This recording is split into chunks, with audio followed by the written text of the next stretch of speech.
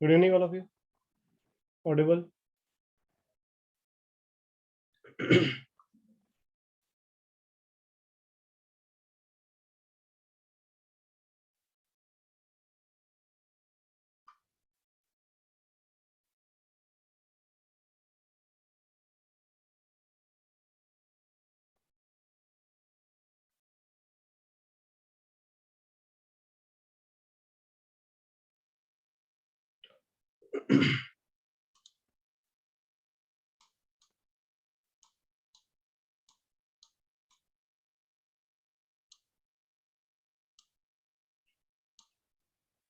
तो जो भी स्टूडेंट्स ने आज ज्वाइन किया है ना, एक बार वो लोग वन टाइप करेंगे, है ना। जो भी लोग वो कि आज फर्स्ट क्लास है, वो लोग वन टाइप करेंगे। एक ही बार वन टाइप करना है,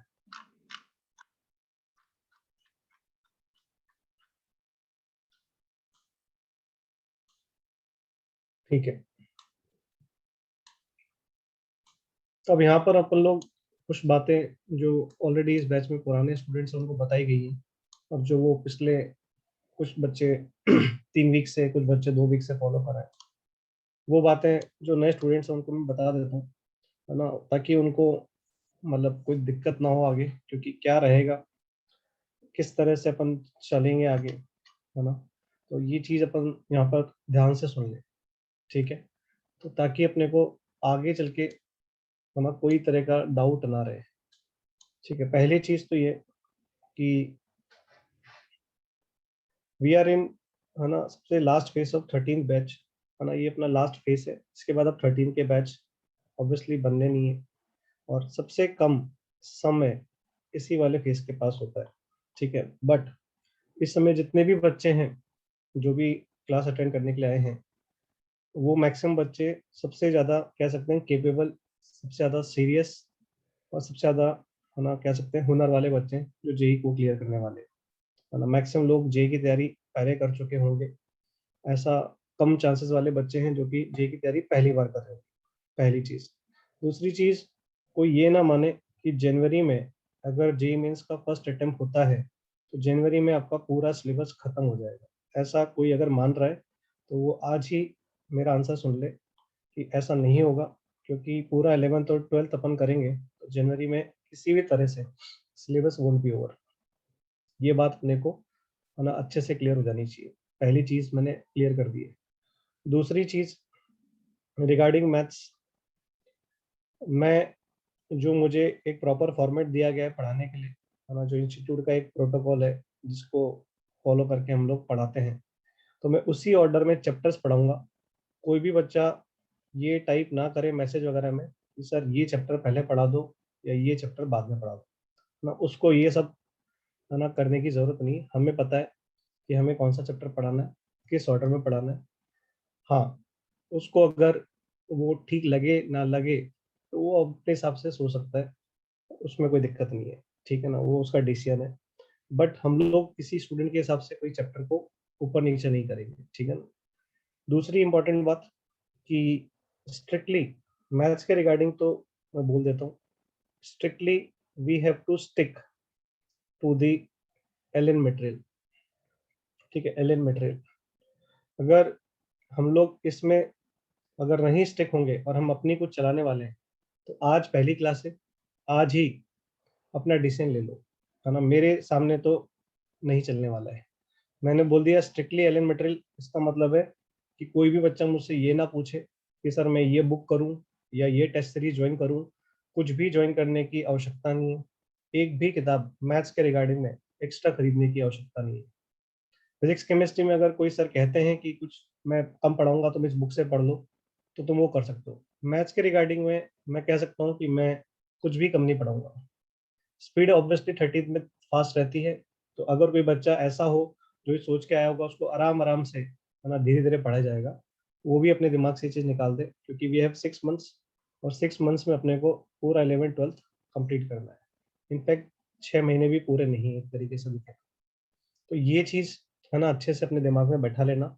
मैथ्स के रिगार्डिंग एक भी बच्चा ये सवाल अगर पूछेगा या आगे उसने अपनी मर्जी की कोई हरकत करी, एक भी आंसर मैं नहीं दूंगा, और उस बच्चे को स्ट्रिक्टली मैं, है ना, अच्छे से सुना भी दूंगा, और अच्छे से मतलब, और ज़्यादा परेशान कोई करेगा तो ब्लॉक भी कर दूंगा।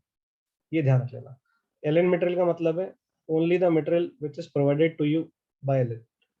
इतना सब मिलेगा, है ना। मैं तुमको स्पष्ट शब्दों में बता दूं कि तुम अगर उस चीज को ईमानदारी से करोगे तो तुम्हें कुछ और करने की आवश्यकता नहीं है।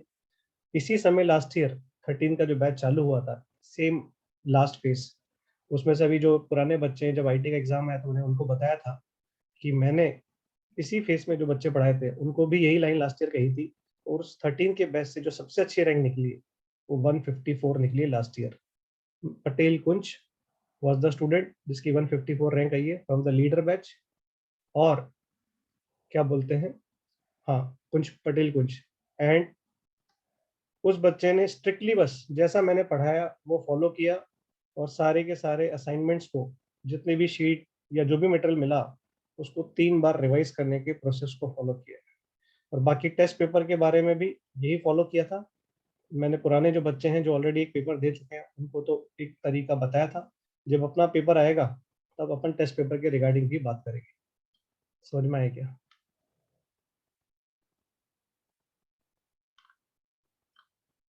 क्लियर? यहाँ तक क्लियर है सब लोगों को? Yes sir. अपन लोग क्या है ना कि ओके, यस सर, ठीक है सर, इसके लिए 1 यूज करते हैं कोड, ताकि अपने को ज़्यादा टाइप करने में ध्यान ना जाए। और अगर नो सर या फिर नहीं, नॉट ओके, उसके लिए अपन 2 टाइप करते हैं। समझ में आया क्या? ये ठीक है।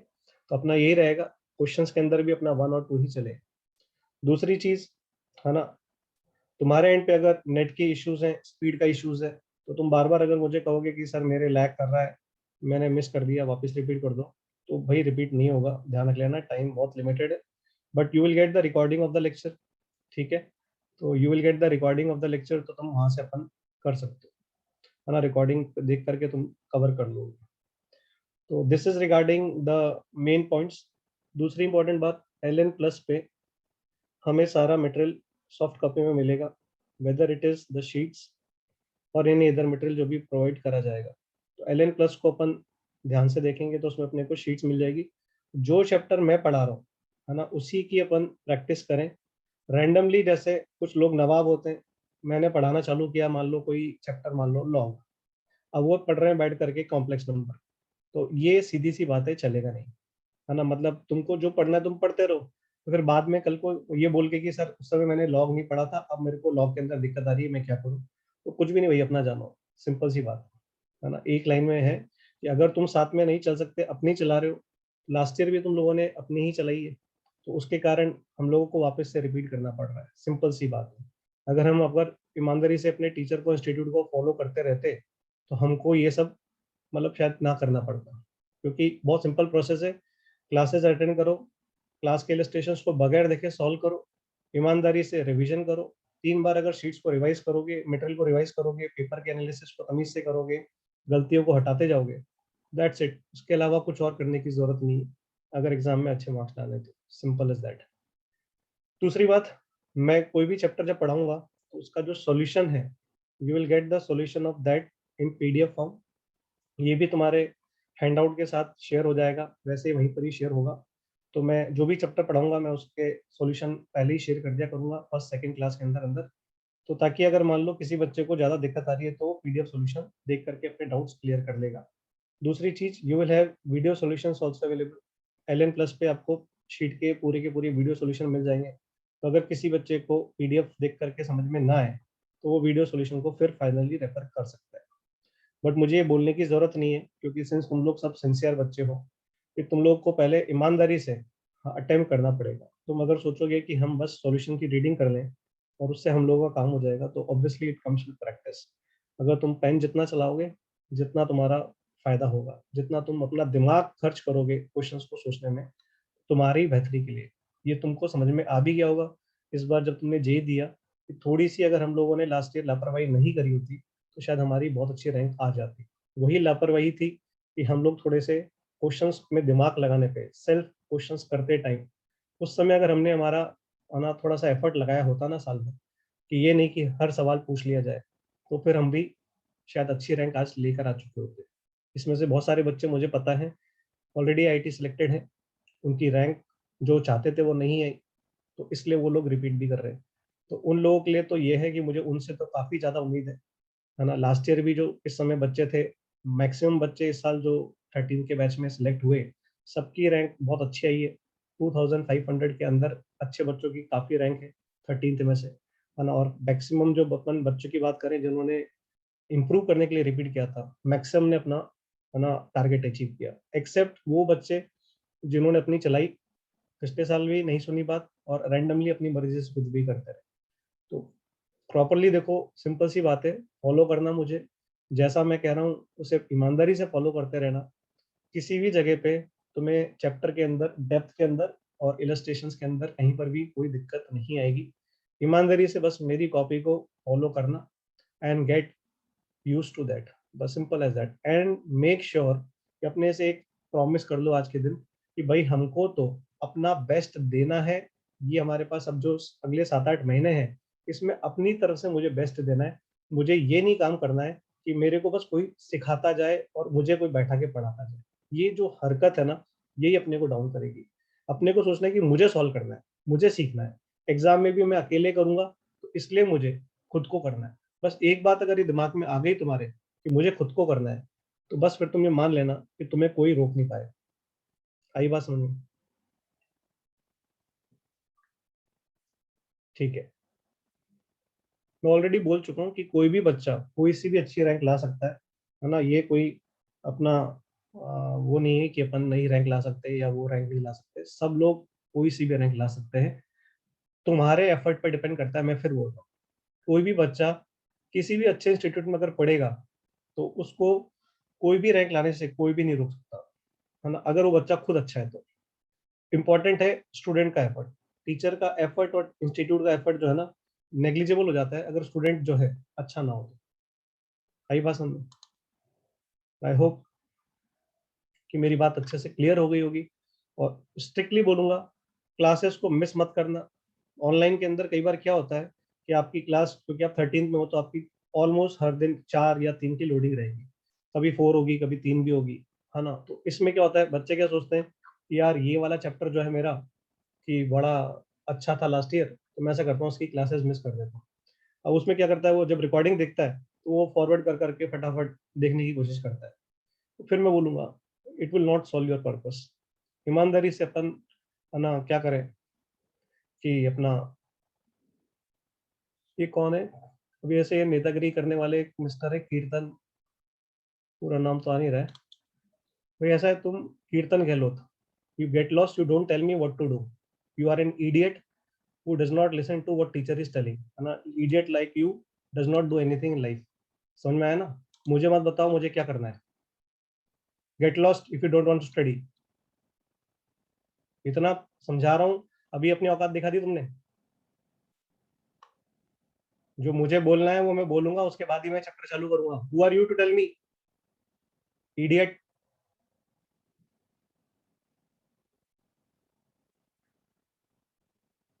ठीक है, यहाँ पर सबको मेन बातें मैंने बता दी है कि चैप्टर चलेगा, उसके इलस्ट्रेशंस को घर पे ईमानदारी से फॉलो करना है।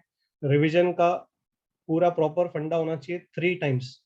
3 टाइम्स रिवीजन से मेरा मतलब ये है कि जब चैप्टर चलेगा उस समय तुमको साथ के साथ जो होमवर्क मिलेगा वो फर्स्ट अटेम्प्ट होता है, that is your first attempt. जब चैप्टर पूरा हो जाता है, यानी कि पूरी शीट तुमने एक बार सॉल्व कर ली है, उसके बाद you have to again solve that sheet within, let's say 10 days। ऐसा तो है नहीं कि हमारे पास टाइम बहुत सारा है।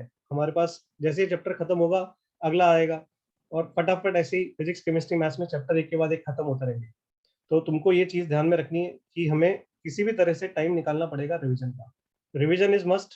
विदाउट रिवीजन कुछ भी नहीं होगा।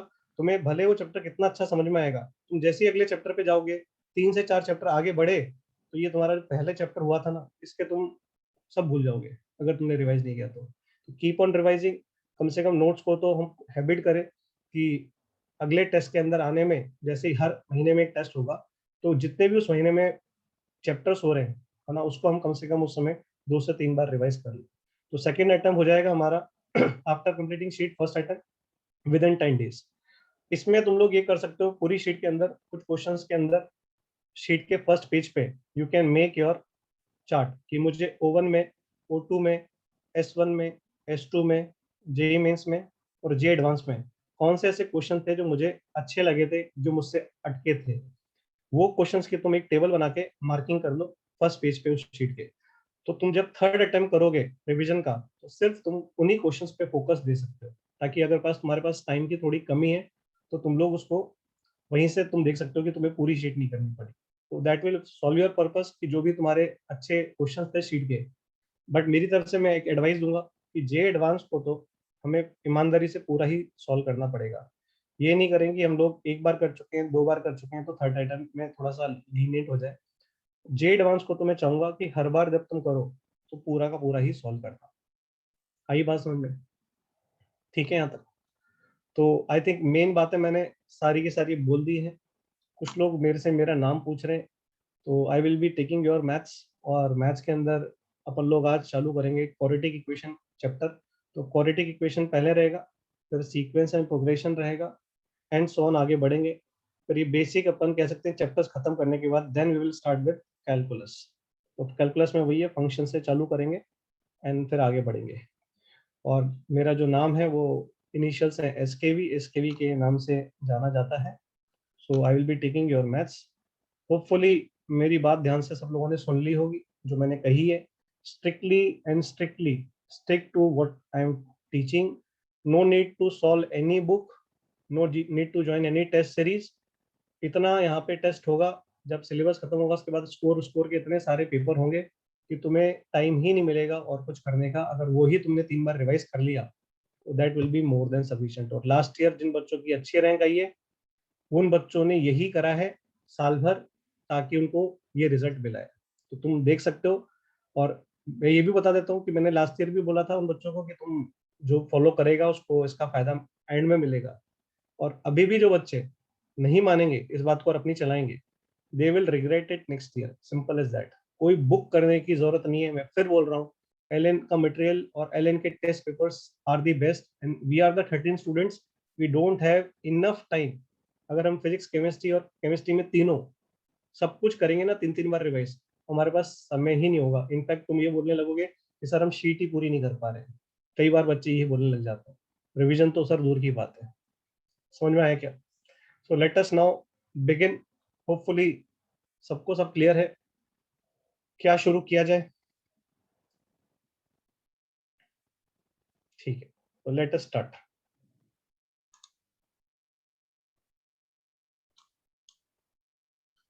चलो, the first chapter which we are starting is the quadratic equation. बिल्कुल अपन लोग बेसिक से ही सारा कवर करेंगे। स्पीड बस थोड़ी सी बीच में तेज रहेगी क्योंकि लिमिटेड लेक्चर्स हैं। ठीक है, तो क्वाड्रेटिक इक्वेशन को जानने से पहले वी शुड नो पहले कि what is a polynomial.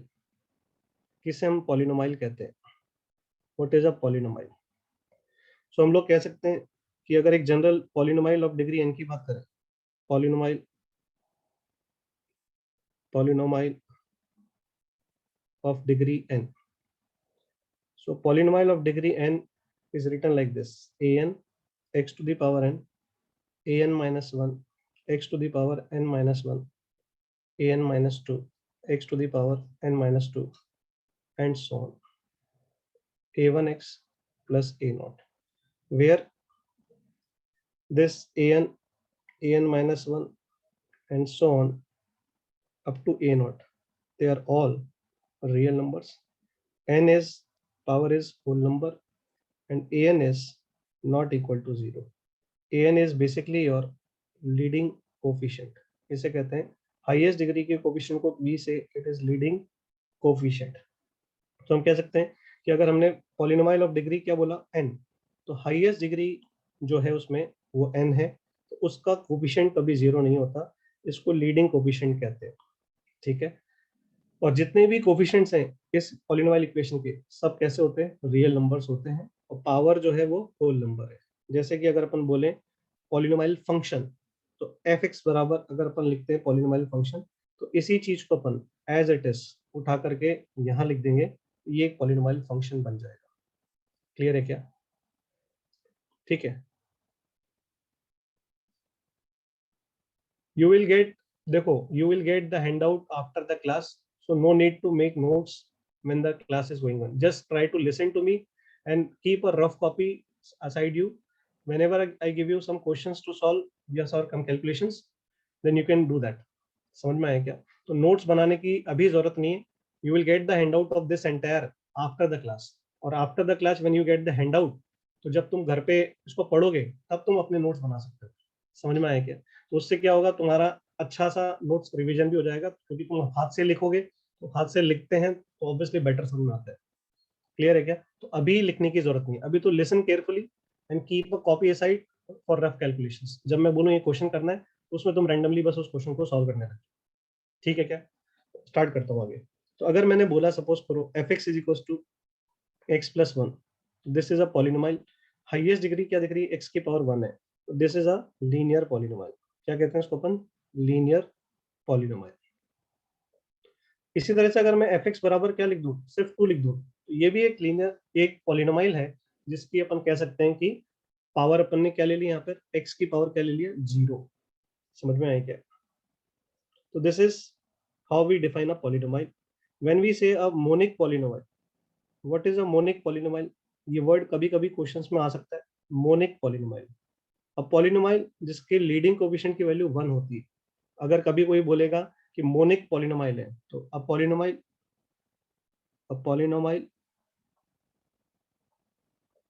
Having leading coefficient equal to one, equal to one. तो अगर लीडिंग कोफिशिएंट की वैल्यू वन है, तो वी के say that that is a monic polynomial. Degree कुछ भी हो सकती है, जैसे ये मोनिक पॉलिनोमाइल है क्योंकि इसका जो लीडिंग कोफिशिएंट है वो अपन कह सकते हैं वन है. समझ में आया क्या? तो this is a monic polynomial. Then we say odd linear polynomial. ये वर्ड भी कुछ क्वेश्चन में तुम्हें मिल सकता है सुनने को. Odd linear polynomial. What is a odd linear polynomial? तो अगर अपन y बराबर सिर्फ सम लैम्डा इनटू x लिखते हैं, जहाँ पे lambda is not zero, then we say it is a odd linear polynomial. इसी तरह से अगर कोई बोलता है सिर्फ लीनियर पॉलिनोमाइल, तो लीनियर पॉलिनोमाइल और ऑड लीनियर पॉलिनोमाइल में छोटा सा फर्क है.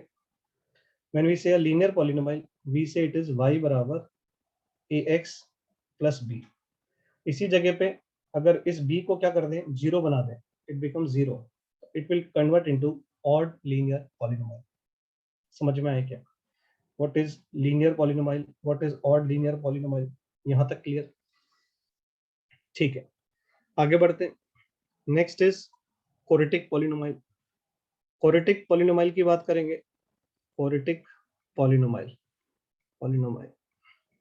When we talk about quadratic polynomial, we say it is ax square plus bx plus c, जहाँ पे a is not equal to zero. देखो जो भी लीडिंग कोफिशिएंट है वो जीरो नहीं होगा. अगर आपने डिग्री टू का बोल दिया है तो उसका हाईएस्ट डिग्री का कोफिशिएंट जीरो नहीं हो सकता. इसी तरह से अगर अपन क्यूबिक बोलें, क्यूबिक पॉलिनोमाइल, तो ये 3 डिग्री का हो जाएगा. It is a x cube plus b x square plus c x plus d, where a is not zero. A is not equal to zero. Biquadratic word इस्तेमाल होता है 4 डिग्री के लिए. Biquadratic polynomial, biquadratic polynomial, it is y बराबर ax की power 4 bx cube cx square dx plus e, where a is not equal to zero. So this is the basic introduction of polynomials. ठीक है, आगे बढ़ते हैं. When we equate a polynomial to zero, this is a quadratic polynomial. If you equate this to zero, it means y becomes zero. This converts into a equation. तो अगर y को हम zero के बराबर लेकर के कोई भी पॉलिनोमाइल को सॉल्व करेंगे, that will become a equation. So when we are dealing with quadratic equation, तो अब हमारा चैप्टर एक तरीके से हम कहते हैं स्टार्ट होता है. क्वाड्रेटिक इक्वेशन, तो इट मींस जो क्वाड्रेटिक पॉलिनोमाइल था उसमें अपन ने उसको जीरो के इक्वेट कर दिया. y की वैल्यू क्या ले ली? जीरो ले ली. This is a quadratic equation. अगर मैंने बोला ये क्वाड्रेटिक इक्वेशन है, तो ऑब्वियसली ए को मैं बोलूंगा it is not zero. Let's say this quadratic equation has roots alpha and beta, तो हम लोग शायद अल्फा और बीटा निकालना जानते हैं, है ना, वो शरीर धाराचार्य मेथड होता है, सब लोगों ने देखा होगा, minus B plus minus under root of B square minus 4ac divided by 2a, जिसको अपन चाहें तो minus B plus minus under root of D भी बोल देते हैं, डिस्क्रिमिनेंट अपॉन 2a। ठीक है, discriminant decides the nature of the roots. अगर हम सम ऑफ द रूट की बात करें, alpha plus beta sum of the roots, it is equal to minus B by A, and we talk about product of the roots, it is equal to c by a.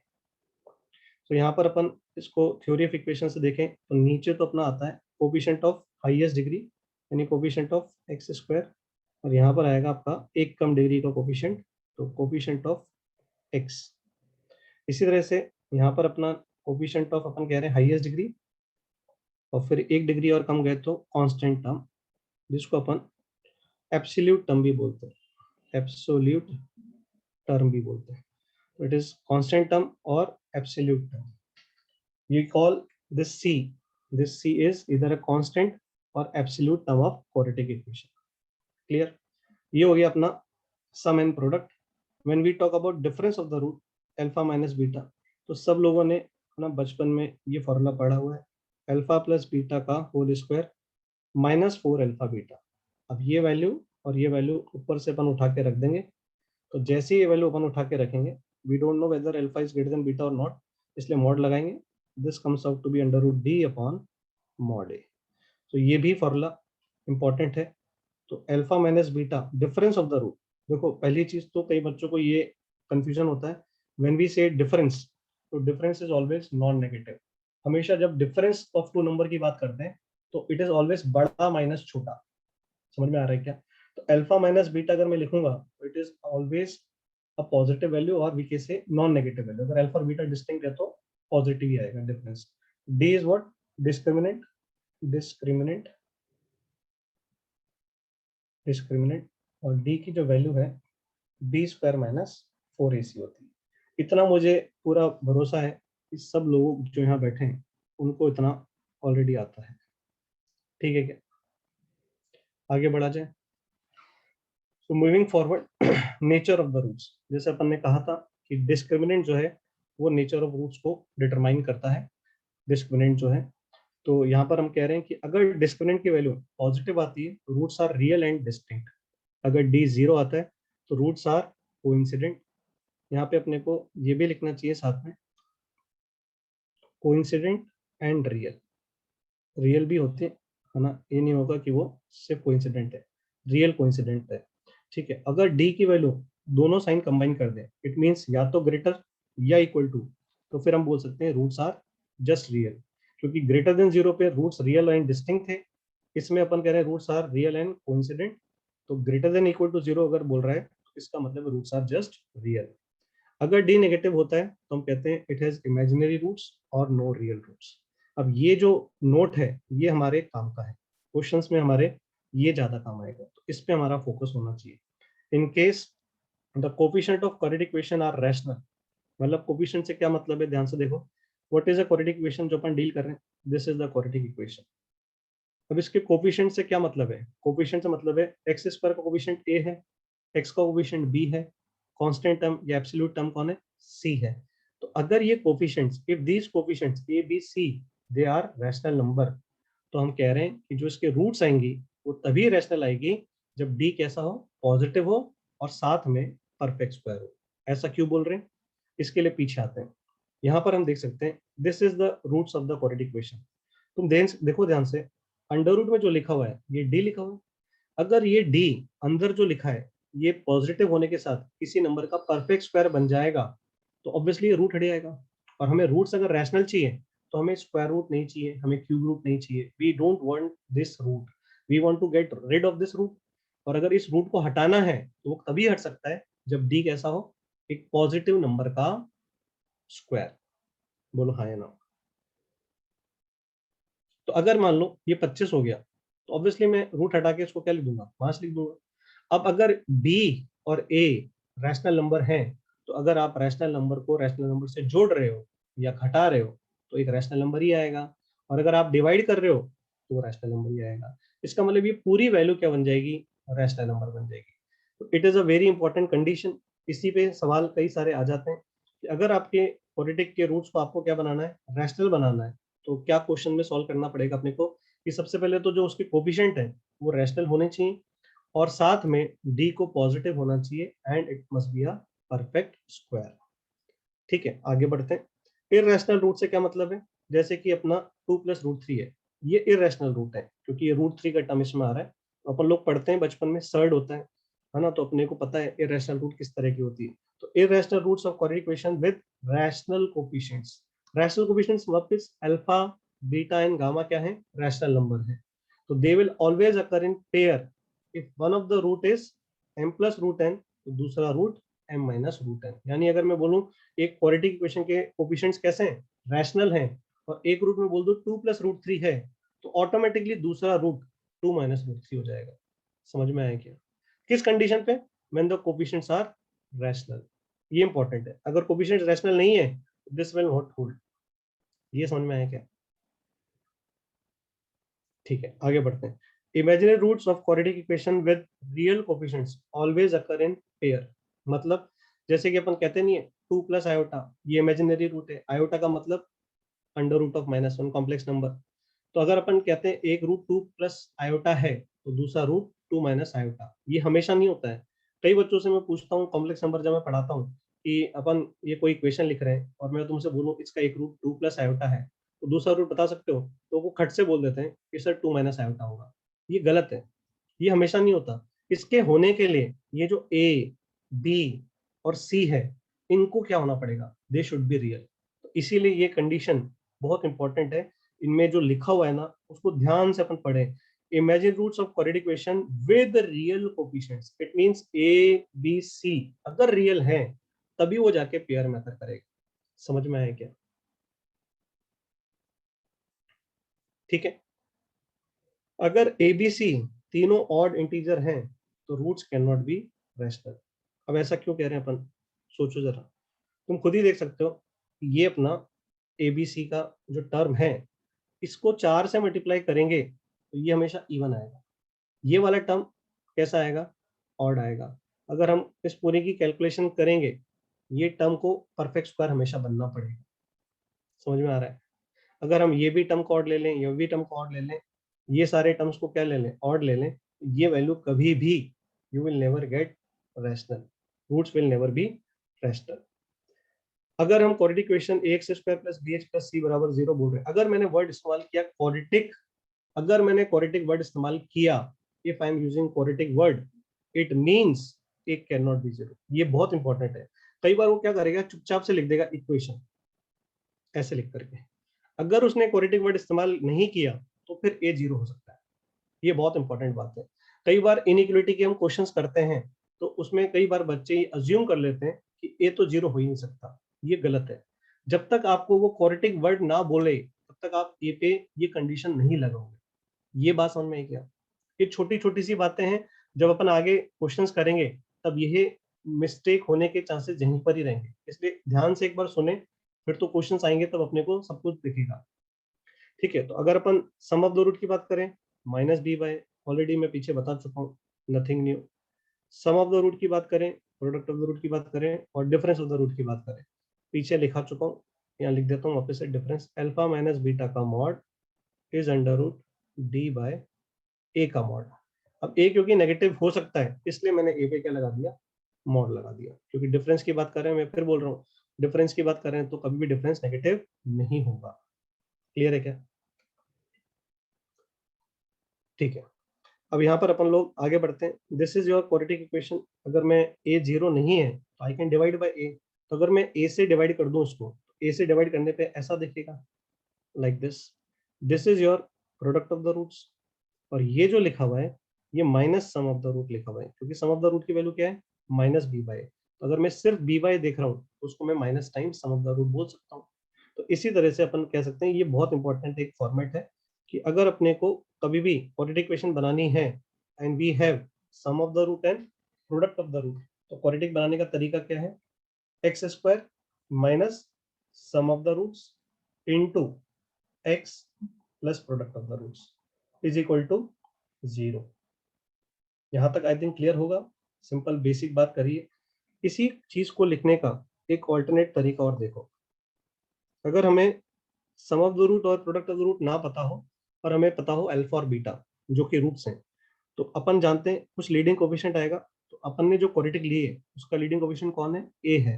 तो अपन ऐसे लिखेंगे a times x minus alpha into x minus beta. This is equal to a x square plus b x plus c. क्या मैं सही बोल रहा हूँ? क्या मैं इसको ऐसे लिख सकता हूँ क्या? ए मल्टीप्लाई करना बच्चे भूल जाते हैं। बच्चे क्या करते हैं, सर ये क्वाड्रेटिक है। अगर तुम कहते हो ये क्वाड्रेटिक है, इसका मतलब दुनिया में जितनी भी क्वाड्रेटिक बनेगी उसमें हमेशा एक्स स्क्वायर कोएफिशिएंट क्या जाएगा? 1 ही आ जाएगा। तो इसको अपन को प्रॉपरली लिखने के लिए अगर कोई बोलता है हमसे रूट अल्फा और बीटा है इसी क्वाड्रेटिक पे, तो एक्स माइनस अल्फा एक फैक्टर हुआ, एक्स माइनस बीटा एक फैक्टर हुआ, there will be some leading coefficient, तो you have to multiply by a. ठीक है यहां तक। अब तुम देखो इसको, खुद ही देखो, मल्टीप्लाई करो क्या मिलेगा? X square minus x alpha plus beta plus alpha beta, ये मिलेगा। अब रख दो अल्फा प्लस बीटा और अल्फा बीटा की वैल्यू यहाँ पे। Put the value of alpha plus beta and alpha beta here, you will automatically reach over there. समझ में आया क्या? अपने आप दिख रहा है तुम्हें, आ जाएगा। अल्फा प्लस बीटा और अल्फा बीटा की वैल्यू रख दो, ये मिल जाएगा। देखो हाँ है ना? ठीक है, आगे बढ़ते हुए तो question is form a quadratic equation defined over rational coefficient. अब देखो साफ साफ बोला उसने, क्वाड्रेटिक इक्वेशन के कोफिशिएंट कैसे हैं? रैशनल हैं, whose one root is 10 pi by 8।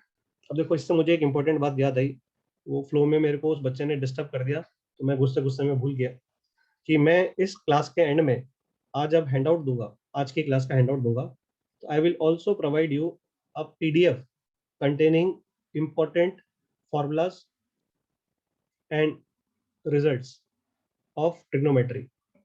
क्योंकि ट्रिग्नोमेट्री बहुत काम आएगी, अपने को पता है, तुमको मेरे को ये बताने की जरूरत नहीं है कि अगर तुम कैलकुलस भी पढ़ते हो तो तुमने देखा है कि कैलकुलस के अगर हम 5 क्वेश्चन देखते हैं तो 5 में से 3 या 4 में ट्रिग्नोमेट्री ही होती है, सबको पता है। तो क्या होता है, बच्चे को ट्रिग्नोमेट्री के क्योंकि फॉर्मूले नहीं आते हैं या बेसिक जो वैल्यूज हैं जो इंपॉर्टेंट नहीं आती हैं, कुछ आइडेंटिटीज इन ट्राइंगल होती है जो नहीं आती हैं, तो उनको फिर उसको है ना क्वेश्चंस को करने में उनको तकलीफ होती है। तो अपन कंपाउंड एंगल तो पढ़ेंगे ही सही, बट उससे पहले मैं क्या करूंगा, तुम्हें एक हैंडआउट आज दूंगा जिसमें सारे इंपॉर्टेंट क्या लिखे हुए, वैल्यूज और रिजल्ट्स लिखे हुए। क्या हम सब लोग अगले 2 से 3 दिन में उसको अच्छे से याद कर सकते हैं क्या? सिर्फ फॉर्मूले और रिजल्ट्स हैं, क्या हम लोग सब लोग उसे याद कर लेंगे क्या? वो तुम्हारा ही फायदा होगा, देखो मेरा नहीं होगा कुछ भी। तुम्हारा देखो, अल्टीमेटली तुम्हें समझना पड़ेगा कि मैं जो भी करूंगा वो मैं तुम्हारे ही भले के लिए कुछ कर रहा हूँ, तो तुम्हें उसके साथ में चलना पड़ेगा। वरना तुम अगर सोचोगे कि तुम मेरे से अलग होके चलोगे तो तुम्हारा फायदा होगा, तो सच्ची बोल रहा हूँ नहीं होगा। क्योंकि जितना मैं कोशिश करूंगा तुम्हारा बेहतर करने की, उतना शायद तुम खुद भी नहीं कर पाओगे अपना बेहतर करने की। समझ में आ रहा है ना? तो प्लीज फॉलो जो मैं बोलूँ, ईमानदारी से बस करते रहना।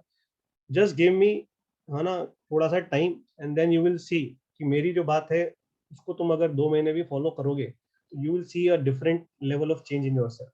Just see that. अभी तुम बस पढ़ते रहो, फॉलो करते रहो ईमानदारी से। ठीक है क्या? मानू सब लोग करेंगे बात को फॉलो। अगर सच्ची में सब लोग करेंगे तो यार एक बार 1 टाइप कर दो, ताकि मुझे पता चल जाए कितने लोग अभी मेरी बात से अग्री कर रहे हैं। क्योंकि सब तो नहीं करेंगे ये बात तो है, बट देख लेते हैं। वो हर हर साल होता है, ऐसे 10-15% बच्चे जरूर होते हैं जो नहीं फॉलो करते हैं, एंड दे अल्टीमेटली सफर, है ना? उनको उसका अपने आप हर जाना भुगतना पड़ता है। देखो मैं काउंटिंग कर रहा हूँ, the counter is going on. कितने लोगों ने 1 टाइप किया है ना, सब मुझे दिख रहा है। कितने लोग हैं क्लास में वो भी दिख रहा है। तो एक बार बस टाइप कर दो 1 भाई, ताकि पता चल जाए मैक्सिमम कितने लोग हैं जो मेरी बात से एग्री कर रहे हैं। एक ही बार टाइप करना, 2 बच्चों का नाम आया जिन्होंने 2 बार 1 टाइप कर। ठीक है, तो देखो यहाँ पर वही हुआ है, 85% बच्चों ने 1 टाइप किया, 15% ने नहीं टाइप किया। तो वो वही मैं कह रहा हूँ, या तो इस समय क्लास जब चल रही है तब वो मौजूद नहीं है, या तो वो क्लास चालू करके इधर उधर घूमने निकल गए। ऐसा ऑनलाइन में बहुत होता है ना? क्लास चल रही है और बच्चा सीट पे ही नहीं। तो कुछ बच्चे ऐसे हो सकते हैं, और कुछ बच्चे ऐसे भी होंगे कि भाई तुम क्या बताओगे, हम तो बहुत महान है। तो ऐसे भी कुछ बच्चे हैं जो बहुत अपने आप को समझेंगे और अपने हिसाब से करेंगे, लीव देम, हम लोग को उनसे मतलब है भी नहीं। देखो, तो यहाँ पर अपन 10 पाई बाई 8 को अगर देखें तो वन ऑफ द रूट उसने बोला है 10 पाई बाई 8। अब 10 pi by 8 is a value जो हमें पता होनी चाहिए, it is √2 - 1। I don't know कितने लोगों को ये पता है कि 10 पाई बाई 8 की वैल्यू क्या है, बट आज जो मैं पीडीएफ शेयर करूंगा डेफिनेटली तुमको वो मिल जाएगा। इसमें जितनी भी वैल्यूज तुम्हारे काम की हैं, जो तुम्हें काम में मिलेगी, you will gate each and every value. समझ में आया क्या? तो अगर मैं बोलूं तो ये कैसी वैल्यू है, दिस इज इरेशनल वैल्यू। तो अपन ने अभी भी कहा था कि अगर कोई क्वाड्रेटिक इक्वेशन है, ये पॉइंट, इस पॉइंट पे आएंगे अपन, ये देखो, अगर इरेशनल रूट है जिसके कोफिशिएंट्स कैसे हैं, क्वाड्रेटिक के रैशनल, तो वो हमेशा पेयर में अकर करते हैं। एक रूट इस तरह का है तो दूसरा ये होगा। तो क्या मुझे तुम बता सकते हो कि अगर अल्फा ये है तो बीटा क्या होगा? अगर अल्फा की वैल्यू √2 + 1 है तो बीटा की वैल्यू क्या होगी? तो डेफिनेटली इसका कॉन्जुगेट लिखने वाले हैं, इरेशनल कॉन्जुगेट, तो √2 माइनस साइन के साथ आ जाएगा। बच्चे क्या करते हैं, √2 + 1 लिख देते हैं। क्यों? क्योंकि फिर वो बोल रहा हूँ, वो ध्यान से देख ही नहीं रहे, उन्होंने देखा ही नहीं कि यहाँ क्या हुआ, मैंने किसका साइन चेंज किया, रूट वाले टर्म का। तो यहाँ में मेरे को साइन चेंज करना है, यहाँ प्लस है तो माइनस करना है। एम के साइन से मुझे कुछ लेना देना है ही नहीं। आगे होगी बात समझ में? तो होपफुली दिख गया है सब लोगों को। अब सम ऑफ रूट निकाल देते हैं, alpha plus beta, sum of the roots, तो that is I think -2। In what is product of the roots? तो प्रोडक्ट ऑफ द रूट्स के लिए अपन माइनस साइन को कॉमन ले √2 + 1 से, तो √2 का स्क्वायर -1 का स्क्वायर, तो -1 आ गया। हाँ या ना?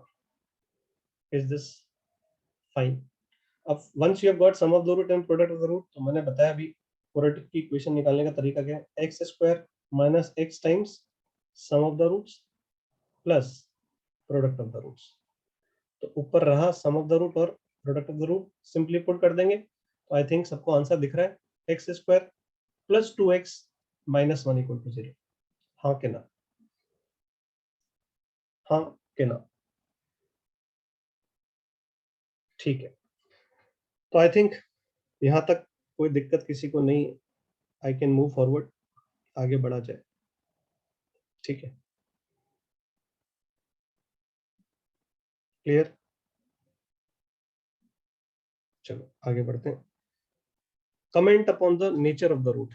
देखो, क्योंकि तुम लोग 13th वाले हो, तुम में से कुछ लोग अच्छे से पढ़े होंगे लास्ट ईयर भी इस चैप्टर को, मैं तुमको एक चीज बताता हूँ। जनरली अपन क्या करेंगे, sir we don't know value of 10 pi by 8। तो भाई मैं ऑलरेडी बोल चुका हूँ कि अगर तुम्हें 10 पाई बाय 8 नहीं पता है तो तुम्हें ये वैल्यू याद करनी पड़ेगी, आज पीडीएफ में शेयर हो जाएगा। I have already told this thing. समझ में आया क्या? तो बेकार में टाइम मत पास करो ना। मैं क्या कह रहा था कि अगर अपन क्वाड्रेटिक इक्वेशन की बात करते हैं, x square plus b x plus c बराबर 0, तो अगर मैं किसी भी बच्चे से पूछूं कि इसका नेचर ऑफ रूट बताने का क्या तरीका है, नेचर ऑफ रूट्स वाला, कि नेचर ऑफ रूट्स बताने का क्या तरीका है, what is the process of finding nature of roots, तो मैक्सिमम बच्चे कहते हैं कि सर डी निकाल लो, आप b² - 4ac की वैल्यू निकालोगे तो आपको नेचर ऑफ रूट मिल जाएगा। But let me tell you this thing कि सिर्फ डी से हर सवाल नहीं होता है। मैं जब इस चैप्टर के मिड पे पहुंचूंगा, या मैं बोलूँ कि इस चैप्टर को मैं कंप्लीट करूंगा, उससे पहले I will tell you one more technique. एक और टेक्निक ऐसी है जिसमें तुम डी निकालोगे ना तो तुम कभी नेचर ही नहीं बता पाओगे। वो सवाल थोड़े अलग तरह के होते हैं। समझ में आया मैंने क्या बोला? You will C one more way on which you can comment on the nature of the quadratic equation। समझ में आया क्या? तो अभी उसकी अपन बात नहीं कर पाएंगे, वो आगे पढ़ेंगे, तो जब वो आएगा तब मैं उसके बारे में चर्चा करूंगा। तो नेचर ऑफ रूट निकालना है इस समय, तो मैं डी निकालूंगा, that is a plus B का whole square -4 into A into C, और सी की value -c²। This is simply a plus B का होल स्क्वायर प्लस 4c²। मैं बिल्कुल बेसिक से करा रहा हूँ, जैसे जैसे चैप्टर आगे बढ़ेगा you will find good level of questions also. तो अगर मैं यहाँ पर बोलूँ कि इसका नेचर रूट बताओ, तो ये डी की वैल्यू डेफिनेटली ग्रेटर देन या इक्वल टू 0 होगी। क्यों सर? क्योंकि क्या ये 0 हो सकता है? बिल्कुल हो सकता है। हो सकता है इसकी वैल्यू 0 हो, इसकी वैल्यू भी हो सकता है 0 हो, सिंपली क्वाड्रेटिक क्या हो जाए, एक्स स्क्वायर बराबर 0। तो यहाँ पर कई बच्चे सिर्फ डी पॉजिटिव लिखते हैं, वो कहते हैं कि सर दो स्क्वायर का सम हमेशा पॉजिटिव होता है। गलत। Alpha square plus beta square अगर मेरे सामने है तो मुझे लिखना चाहिए दिस इज ग्रेटर देन और equal to 0, not just greater than 0, क्योंकि हो सकता है अल्फा और बीटा दोनों 0 हो। हाँ, अगर सामने वाला बोले कि अल्फा और बीटा नॉन 0 है तो फिर हम कह सकते हैं कि ये पॉजिटिव ही होगा, ये इक्वल टू 0 तो नहीं होगा। समझ में आया क्या? बट अगर मैं इस सिचुएशन पे भी ये लिख देता हूँ alpha square plus beta square is greater than और इक्वल टू 0, तो ये अभी भी सही है, क्योंकि इसका मतलब क्या होता है, ग्रेटर देन और इक्वल टू 0। इसका मतलब ये नहीं है कि ग्रेटर और इक्वल टू दोनों होना चाहिए, इसका मतलब ही ये होता है कि इट इज ग्रेटर देन और इक्वल टू 0। समझ में आया क्या? तो यहाँ पे D greater than equal to 0 तो अपन कह सकते हैं देयरफॉर रूट्स आर रियल। बस इतना सा बोलेंगे। कोइंसिडेंट है, डिस्टिंक्ट है, हम श्योर नहीं है, वी कैन नॉट कमेंट कि वो डिस्टिंक्ट है कि नहीं। समझ में आ गया होगा। आगे बढ़ते हैं। जैसे ये क्वेश्चन है, अब जैसे बेसिक क्वेश्चन किया, अब एक एप्लीकेशन बेस्ड। यहाँ पर बोल रहा है वो कि if the roots of this equation are alpha beta gamma then find the value of this. तो देखो इस क्वेश्चन को कैसे करना चाहिए। क्वेश्चन के अपीयरेंस को देखें तो इस अपीयरेंस से इस तरह के सवाल को करने का बेस्ट तरीका क्या है। बेस्ट तरीका क्यों बोल रहा हूं मैं, क्योंकि आपको जब भी क्वेश्चन मैथ्स में मिलता है there is always a second method.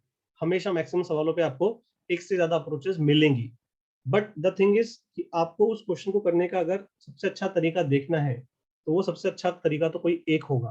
तो अगर मुझसे कोई बोले कि इस क्वेश्चन को करने का सबसे अच्छा तरीका क्या है, तो मेरा तरीका ये होगा 2x³ प्लस 4x² माइनस का 5x प्लस का 8 इज इक्वल टू।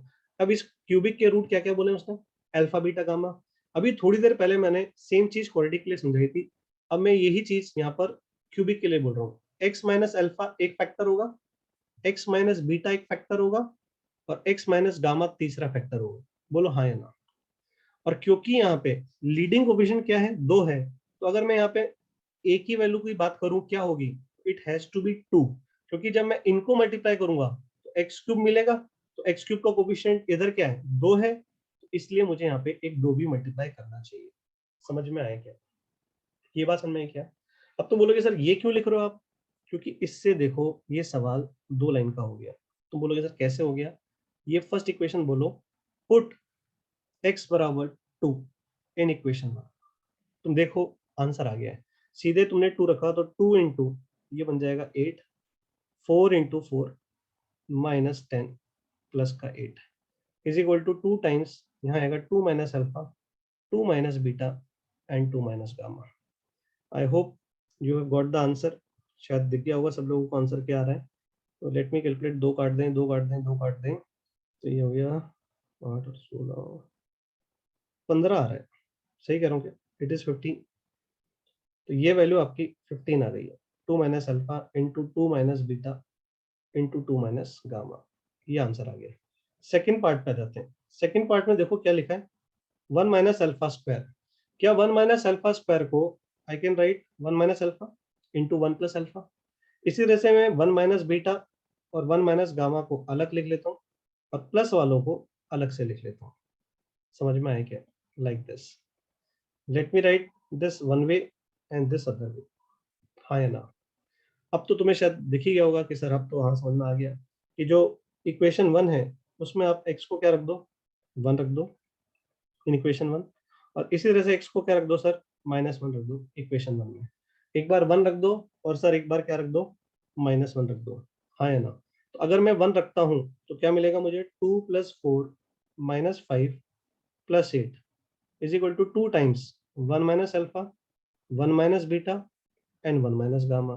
और जब मैं -1 रखूंगा तो -2 आएगा, +4 आएगा, फिर +5 आएगा, +8 आएगा, 2 आएगा, यहाँ आएगा -1 minus alpha, -1 minus beta and -1 minus gamma. बोलो हाँ या ना? यही आएगा क्या? क्या यही वैल्यू मिलेगी? अगर यही वैल्यू मिलेगी तो क्या हम लोग कह सकते हैं कि जो पहली इक्वेशन है वो क्या लिखी हुई है, दैट इज 6 माइनस 5 1, तो 9 आ रहा है ये। 9 is equal to 2 times 1 minus alpha, 1 minus beta, 1 minus gamma. और यहाँ से तुम्हें नहीं लगता एक माइनस साइन को बाहर निकाल लिया जाए?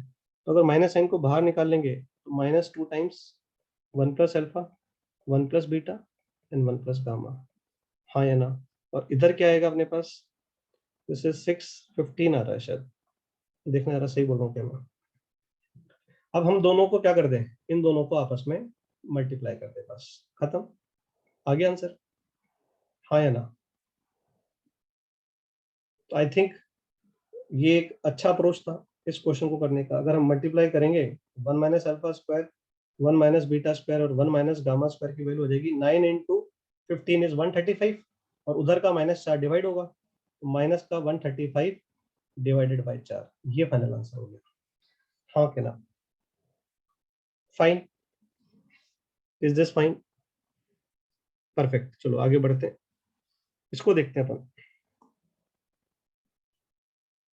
इफ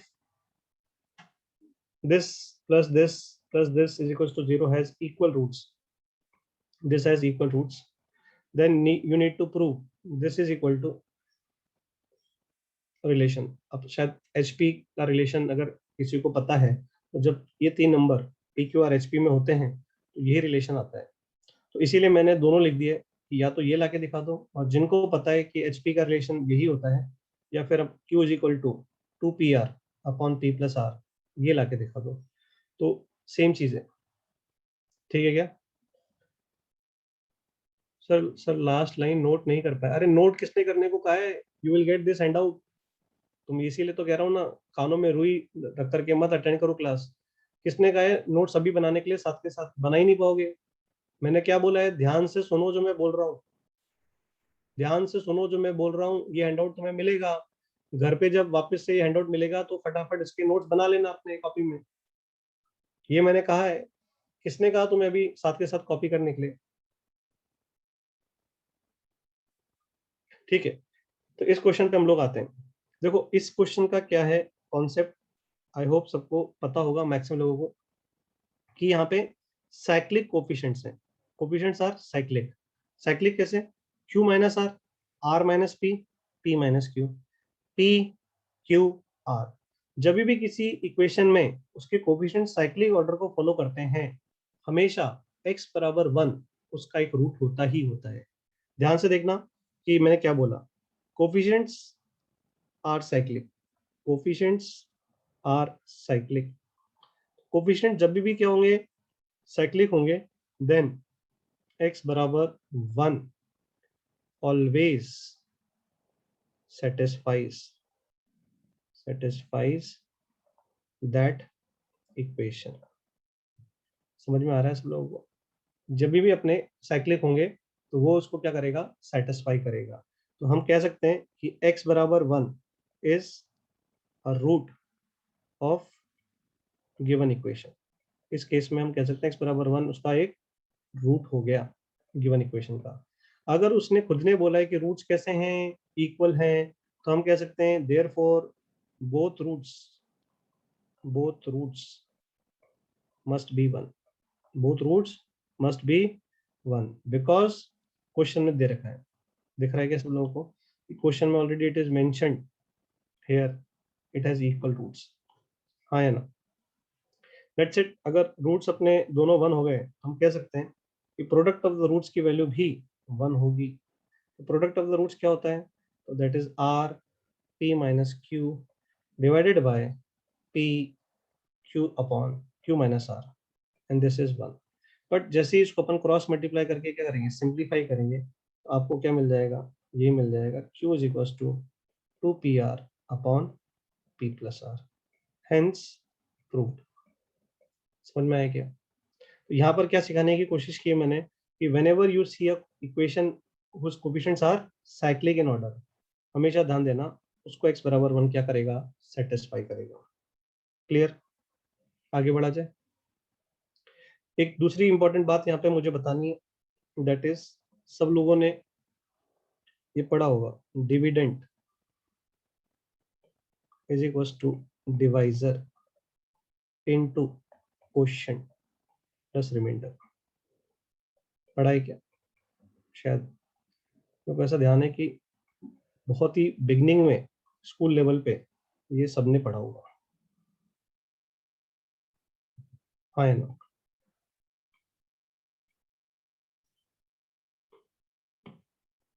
अब ध्यान से देखना यहाँ पे इसका क्या यूज है, अपन लोग इस पे कैसे क्वेश्चंस पूछ सकते हैं। जैसे अपन पॉलिनोमाइल से डील कर रहे हैं, सपोज करो, तो कोई यहाँ पे सपोज करो 5 डिग्री का पॉलिनोमाइल लाइक दिस, ऐसा कुछ है, ये डिविडेंट है। सपोज करो डिवाइजर जो है it is a quadratic, x square minus 4x+3।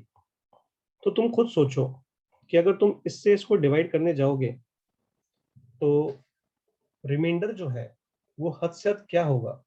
अगर मैं मैक्सिमम पूछूं कि रिमाइंडर क्या हो सकता है, तो तुम बोलोगे सर ये खुद क्योंकि 2 डिग्री का है तो इसके अंदर जितने भी 2 डिग्री के टर्म है उनको तो ये सर कंट्रोल कर लेगा, हाँ या ना। जितने भी 2 डिग्री के टर्म है उनको तो सर ये कंट्रोल कर लेगा। सिर्फ ये होगा कि रिमाइंडर मैक्सिमम से मैक्सिमम, मैक्सिमम क्यों बोल रहा हूँ क्योंकि वो मैक्सिमम पॉसिबिलिटी है, ऐसा नहीं है कि ये होगा। बट सर मैक्सिमम अपन कह सकते हैं कि ये लीनियर हो सकता है, यानी कि 1 डिग्री या उससे छोटा। अब यहाँ पे अगर ए 0 हो जाए तो फिर उससे छोटा हो जाएगा। मैं कहना क्या चाह रहा हूँ, ये 6ठी क्लास का बच्चा भी समझ सकता है कि अगर x⁵ माइनस 4x² + 1 लिखा है और इसको मैं x² माइनस 3x+1 से डिवाइड करूंगा, तो ऑब्वियसली मैं डिवाइड करते जाऊंगा तो पहले x³ आएगा, तो x⁵ आ जाएगा, माइनस 3x⁴ आएगा, फिर प्लस x³ आएगा, ये सब्ट्रैक्ट होगा, प्लस होगा, माइनस होगा, ये गया। अब x⁴ हाईएस्ट हो गया, माइनस x³, फिर माइनस का 4x² प्लस का 1, फिर यहाँ पर मैं लिखूंगा तो प्लस 3x² टाइम्स मल्टीप्लाई करूंगा। तो तुम देख रहे हो ना कि जितने भी इसमें x² के टर्म होंगे x² तक के, उन सबको ये निपटा देगा। क्वेश्चन में इस तरह से फैक्टर लेगा कि ये हट जाएगा। रिमाइंडर हद से हद क्या हो सकता है कि यहाँ पर क्या आ जाए आखिरी में, कुछ लीनियर तरह का बन जाए। ये बात समझ में आई क्या? और जरूरी नहीं कि वो लीनियर हो, हद से हद वो लीनियर बोला जा रहा है। हद से हद का मतलब मैक्सिमम उसकी डिग्री कैन बी लीनियर, हाँ या ना। तो अगर मैं कभी भी पॉलिनोमाइल्स की बात कर रहा हूँ, बहुत ध्यान से सुनना, whenever I am talking about polynomials, तो कभी भी अगर तुम्हें पॉलिनोमाइल को पॉलिनोमाइल से डिवाइड करना है तो you have to look at the degree of the divisor. और जो डिग्री ऑफ डिवाइजर है, मान लो उसकी डिग्री कितनी है, n है, तो रिमाइंडर की degree can be at most समझते हैं, ज्यादा से ज्यादा n-1 होगी। यानी कि अगर ये डिग्री 6 का है तो रिमाइंडर की डिग्री एट मोस्ट क्या हो जाएगी, 5 हो जाएगी। समझ में आया क्या ये जो मैंने बोला? तो बहुत सिंपल से क्वेश्चन इस पे जब बनते हैं तो कई बच्चे रिमाइंडर को ध्यान से नहीं लिखते हैं। मैं फिर बोल देता हूँ, whenever you are dealing with polynomial divided by polynomial, you have to look at the degree of divisor. The degree of divisor is n. At most degree of remainder can be n-1. At most. At most degree of remainder is n-1. Is it fine? Question ले लो इस पे, इसके ऊपर एक question ले लिया जाए। जैसे इस तरह के क्वेश्चंस बड़े कॉमन आते हैं क्वाड्रेटिक के अंदर।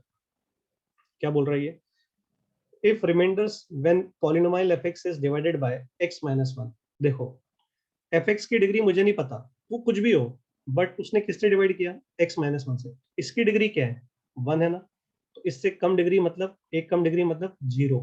तो देखो उसने रिमाइंडर कितने डिग्री का दिया, 0 का। ये हमेशा होगा।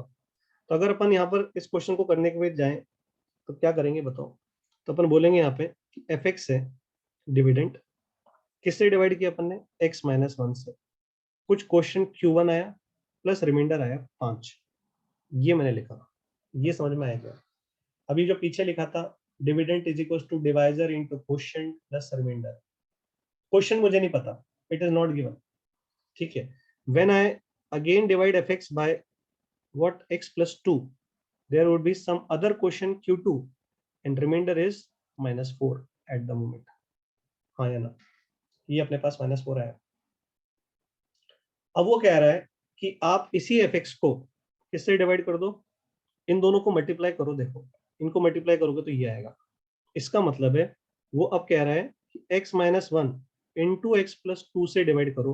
तो अब क्वेश्चन कुछ Q3 आएगा, तो बोल रहा है रिमाइंडर बताओ। तो क्या होगा रिमाइंडर, इसकी डिग्री कितनी, 2। तो आपका जो ये रिमाइंडर है इसकी एटमोस्ट डिग्री क्या होगी, 1 होगी। तो क्या तुम्हें ये समझ में आ रहा है कि मैं इसको कैसे लिखूंगा, ax प्लस बी, ये आपका कौन होगा, रिमाइंडर। कैसे लिखा, लॉजिक क्या है, समझ में आया क्या? अभी पीछे जो बात करी थी वही बात अपन यहाँ यूज कर रहे हैं। Fine, perfect. चलो अब मुझे क्या निकालना है, देखो ए और बी। ए जीरो भी आ सकता है, ए जीरो आ गया इसका मतलब रिमाइंडर की वैल्यू कांस्टेंट है, सिंपल एज दैट। तो अब क्या करेंगे अपन लोग, ध्यान से देखो। द चैलेंज इज कि आपको ना एफ एक्स पता है, ना क्यू वन पता है, ना क्यू टू पता है। तो हमें जरूरत ही नहीं है एक्चुअली क्यू वन और क्यू टू की।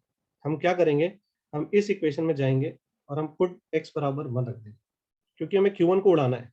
तो अगर मैं एक्स को वन रखता हूँ इस इक्वेशन में जाके, तो एफ वन की वैल्यू आएगी 5। इसी तरह से मैं इस इक्वेशन में जाऊंगा और आई विल पुट एक्स बराबर -2। जब x का वैल्यू मैं -2 रखूंगा तो f ऑफ -2 की वैल्यू -4 आएगी। समझ में आया क्या? अब खत्म हो गया क्वेश्चन। इस इक्वेशन में दो ही तो अननोन थे, तो आप एक बार क्या करो, x को रख दो 1 एंड एक बार आप x को रख दो -2। खेल खत्म। जब x को अपन 1 रखेंगे तो ये 1 आ जाएगा, ये 0 हो जाएगा। क्यों? क्योंकि ये 0 बन जाएगा, खत्म। और जब मैं -2 रखूंगा तो ये 0 बन जाएगा, तो Q3 का खेल खत्म। तो यहाँ पर आ जाएगा आपके पास प्लस a प्लस बी, और a प्लस बी की वैल्यू f1 के बराबर है। तो क्या f1 की वैल्यू 5 है? बिल्कुल सही है। f ऑफ -2 रखेंगे तो फिर से ये 0 हो जाएगा, और यहाँ आ जाएगा देखो -2a प्लस बी। इसका मतलब माइनस का 2a प्लस बी का वैल्यू f ऑफ -2 है, दैट इज -4। क्या हम इन दो इक्वेशन को सॉल्व करके a और b निकाल सकते हैं क्या? खत्म, आंसर आ गया। You have got your remainder. समझ में आया क्या?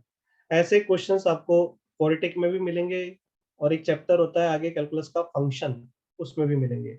उसमें उस रिमाइंडर को वो बोल देगा gx, ऐसे बोल देता है gx, और फिर उस gx की वैल्यू पूछ लेता है कि gx की वैल्यू g2 बताओ क्या होगा। तो gx क्या होगा, ax प्लस b, और जैसे ही तुम्हें a और b मिला तो gx मिल गया। अब उसमें x की वैल्यू 2 रख देंगे तो g2 मिल जाएगा। समझ में आया क्या? क्लियर? ठीक है। तो आई होप कि अगली बार से सब लोग इसी मेथड को यूज करेंगे। इसके अलावा जिसको जो मेथड यूज करना है उसके लिए वो खुद स्वयं जिम्मेदार होगा। मेरी तरफ से ये मेथड सिखाया गया है, कोई अपनी तरफ से कोई और मेथड जानता हो वो अपने हिसाब से हैंडल करे, मैं उसके लिए कुछ भी नहीं डिस्कस करूंगा। I know this is the best method according to me. If you can follow this method very well, otherwise do as you want to do. Clear है क्या यहाँ तक? Is it clear? ठीक है, आगे बढ़ते हैं। कुछ इस तरह के क्वेश्चंस आते हैं जिनका भी एक पर्टिकुलर वे होता है सॉल्व करने का। Let me take one example of this sort. Alpha और बीटा एक इक्वेशन दे रखी है, x square minus 2x plus 5 बराबर 0। इसके रूट बोला गया है अल्फा और बीटा है। ऑब्वियसली हर क्वाड्रेटिक के रूट अच्छे नहीं होते, अच्छे से मतलब 1 2 3 इस तरह की वैल्यू जो हमें अच्छी लगती है। हो सकता है कि तुम कोई क्वाड्रेटिक देखो और उसके रूट तुम्हें 7 प्लस अंडर रूट 11 दिखे, है ना, ऐसा कुछ मिल जाए। या हो सकता है तुम अल्फा की वैल्यू निकाल लो तो तुम्हें √3 प्लस √7 जैसा दिख जाए। तो ये हमारे लिए अच्छे रूट नहीं है कैलकुलेशन करने के लिए। तो इस तरह के क्वेश्चन में जनरली क्या होगा कि अल्फा और बीटा की वैल्यू जब तुम निकालोगे तो वो मतलब लविंग नहीं आती है, अच्छी नहीं आती है कहने के लिए, कैलकुलेशन के पार्ट ऑफ व्यू से। तो हमें क्या करना पड़ता है कि ये जो एक्सप्रेशंस दे रखे होते हैं उनको बहुत क्लेवरली निकालना पड़ता है। तो हम लोग क्या कह रहे हैं कि अल्फा और बीटा इस क्वाड्रेटिक के रूट हैं। तो आपको एक नई क्वाड्रेटिक बनानी है जिसका एक रूट तो ये है, तो समझो ये x1 रूट है और एक x2 रूट ये है। तो दो रूट निकालने, एक x1 और एक x2। तो कैसे निकालेंगे देखो जरा। सबसे पहले अपन ने बोला क्योंकि अल्फा इस क्वाड्रेटिक का रूट है तो इसको क्या करेगा, सेटिस्फाई करेगा, लाइक दिस, ये 0 है। इस तरह से क्योंकि बीटा भी इसका रूट है तो बीटा भी इसको क्या करेगा, सेटिस्फाई करेगा, लाइक दिस। ये हो गई आपकी पहली दो इक्वेशन। अल्फा इसका रूट है, सेटिस्फाई कर रहा है, बीटा इसका रूट है, इसको सेटिस्फाई कर रहा है। अब वो कह रहा है कि आपको एक ऐसी क्वाड्रेटिक बनानी है जिसका रूट ये है, alpha cube plus alpha square minus alpha plus 22, और दूसरा रूट क्या है, beta cube plus 4 beta square minus 7 beta plus 35। Obviously एक बच्चा ये सोचेगा कि मैं अल्फा की वैल्यू निकाल लेता हूँ, बीटा की भी निकाल लेता हूँ, और अल्फा की यहाँ रखूंगा तो x1 आ जाएगा।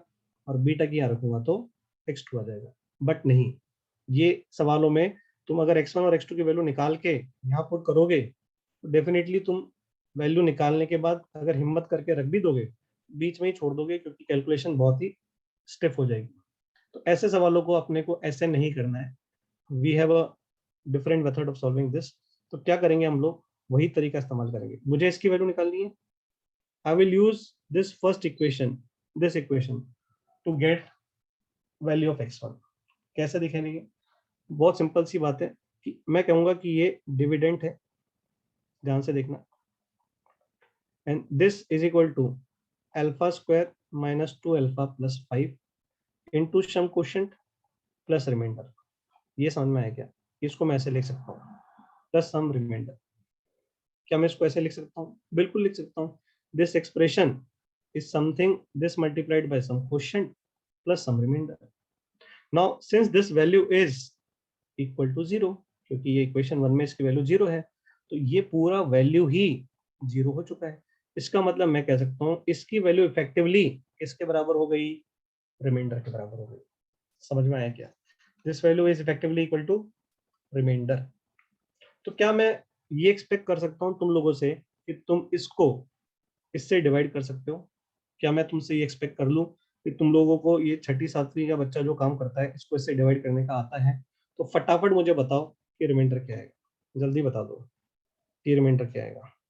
फिर से मैं बोल दूं, ये पूरी वैल्यू क्या है? 0, इसीलिए ये पूरा टर्म 0 बन जाएगा, और ये जो वैल्यू है आपके सामने ये किसके बराबर आ जाएगी? रिमाइंडर के बराबर। बताएंगे क्या आएगा remainder when you calculate this?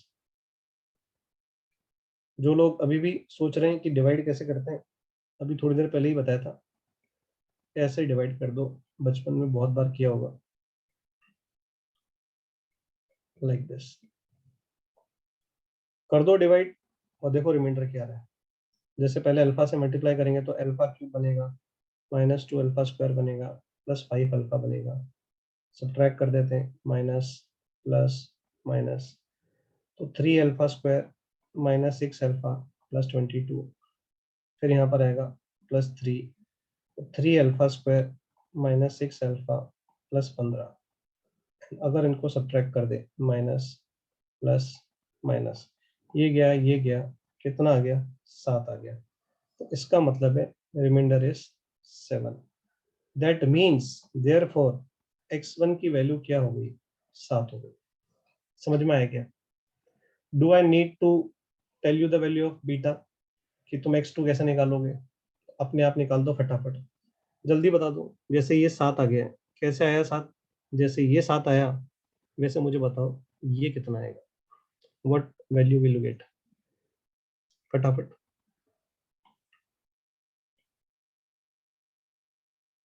Divide कर रहे हैं सब लोग। जैसे मैंने फर्स्ट इक्वेशन को यूज करके ये x1 निकाला, सेकेंड इक्वेशन को यूज करके हम x2 निकालेंगे। आ गया, देखो बच्चों ने टाइप कर दिए, सर 5 आ रहा है। तो एक 7 आया, एक 5 आया। क्या मुझे एक ऐसी क्वाड्रेटिक बनानी आती है जिसके रूट 7 और 5 है? बिल्कुल सर, बना देंगे। x2 की वैल्यू आ चुकी है 5 के बराबर, बच्चों ने निकाल दिया है। तो क्वाड्रेटिक इक्वेशन जिसके रूट x1 और x2 हैं, it is x square minus sum of the root plus product of the roots. This is the answer. समझ में आया क्या? 7 और 5 का सम 12, प्रोडक्ट 35। तो एक तो इस तरह का आप क्वेश्चन कभी भी देखोगे तो ये बहुत कॉमन है जेईई मेंस के अंदर। पहले एडवांस में सिंगल करेक्ट में भी आते थे, काफी टाइम से नहीं आए, यू नेवर नो, पुराने सवाल कई बार रिपीट होते आ सकता है। एक इस तरह का ट्रेंड पिछले सालों में काफी बार पूछा गया है मेंस में और एडवांस में। इसको करने का तरीका थोड़ा सा अलग होता है, ये अलग तरह का स्टाइल का क्वेश्चन है। अल्फा और बीटा फिर से उसने दे दिया क्वाड्रेटिक के रूट से। दिस इज द क्वाड्रेटिक, इसके रूट अल्फा और बीटा है, जहाँ पे उसने कहा है कि अल्फा बीटा से बड़ा है। ठीक है भाई, अल्फा बीटा से बड़ा है। अब उसने एक एक्सप्रेशन ए एन की वैल्यू बोली है, ए एन इज अल्फा की पावर एन माइनस बीटा की पावर एन, जो हर एन की वैल्यू जो 1 या 1 से बड़ी है उसके लिए ट्रू है। अब वो बोल रहा है कि ए 10 minus 2 times A 8 divided by 2 times A9 का वैल्यू बताओ। वेरी कॉमन क्वेश्चन, पिछले कुछ सालों में काफी बार आया हुआ है, एडवांस में भी आ चुका है और मेंस में तो हर साल किसी न किसी पेपर में आता ही रहता है। तो क्या करते हैं इस तरह के सवाल में, तो जिन बच्चों ने देखा हुआ नहीं होता फिर वही गलती करते हैं वो कि अल्फा और बीटा निकालने में लग जाते हैं। और ये क्वेश्चन को देखते ही समझ में आ रहा है कि आप अल्फा और बीटा निकाल के अगर जाओगे तो बाजे बच जाएंगे, है ना। 8 10 की वैल्यू निकालोगे तो अल्फा की पावर 10 और बीटा की पावर 10 निकालने में कितना मजा आएगा। तो इतना मजा नहीं लेकर आना है, ठीक है ना।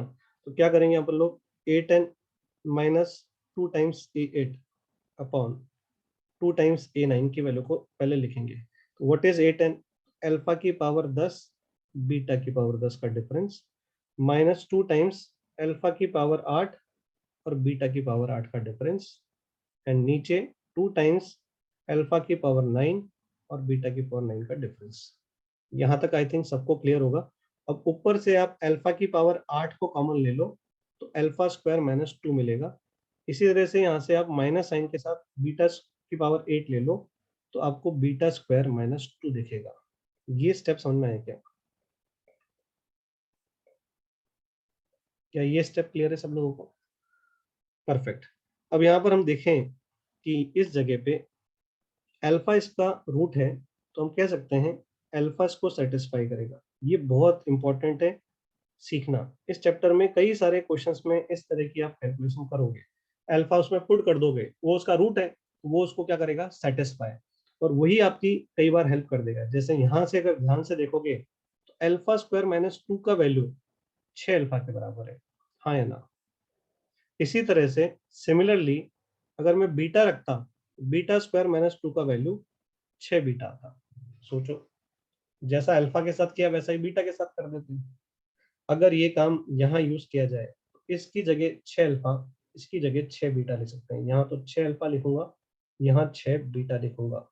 आई होप समझ में आ गया होगा। इस सर ऊपर बन चुका है 6 कॉमन, अल्फा की पावर 9 माइनस बीटा की पावर 9, और नीचे से सर 2 कॉमन, अल्फा की पावर 9 एंड बीटा की पावर 9 कैंसिल हो गया। 6 डिवाइडेड बाई 2 3 आंसर आ गया। समझ में आया क्या? परफेक्ट। आगे बढ़ा जाए तो एक क्वेश्चन इसे देखते हैं।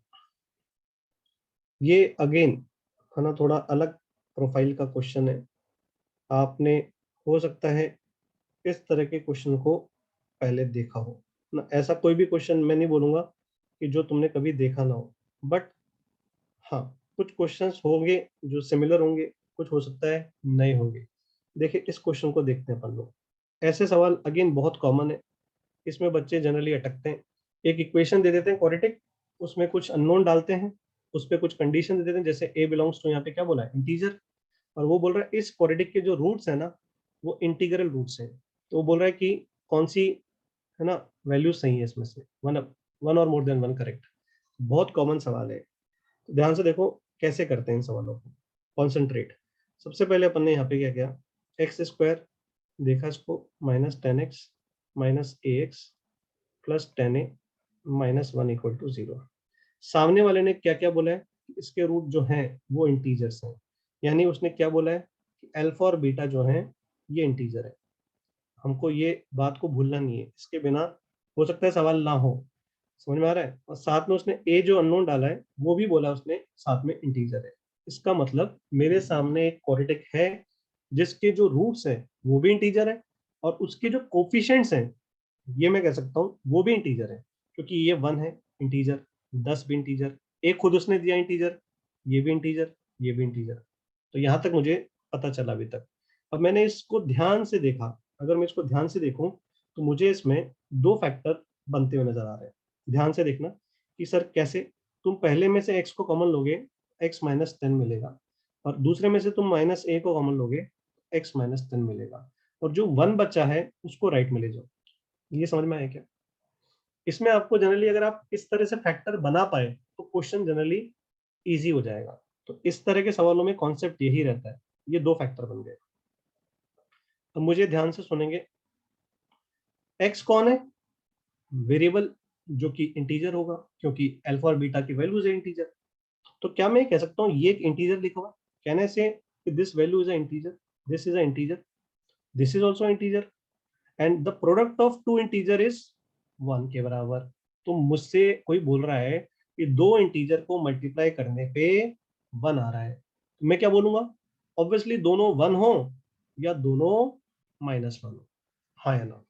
या तो दोनों 1 हो या दोनों -1 होने चाहिए। बोलो हाँ या ना? So what I can say is कि this is P and this is Q, ऐसा बोल देते हैं, P है और ये Q है। तो अपन क्या बोल रहे हैं? Since X is integer and A is also integer, so P and Q are both integers. Perfect, ऐसा कह सकते हैं अपन, P और Q दोनों होंगे।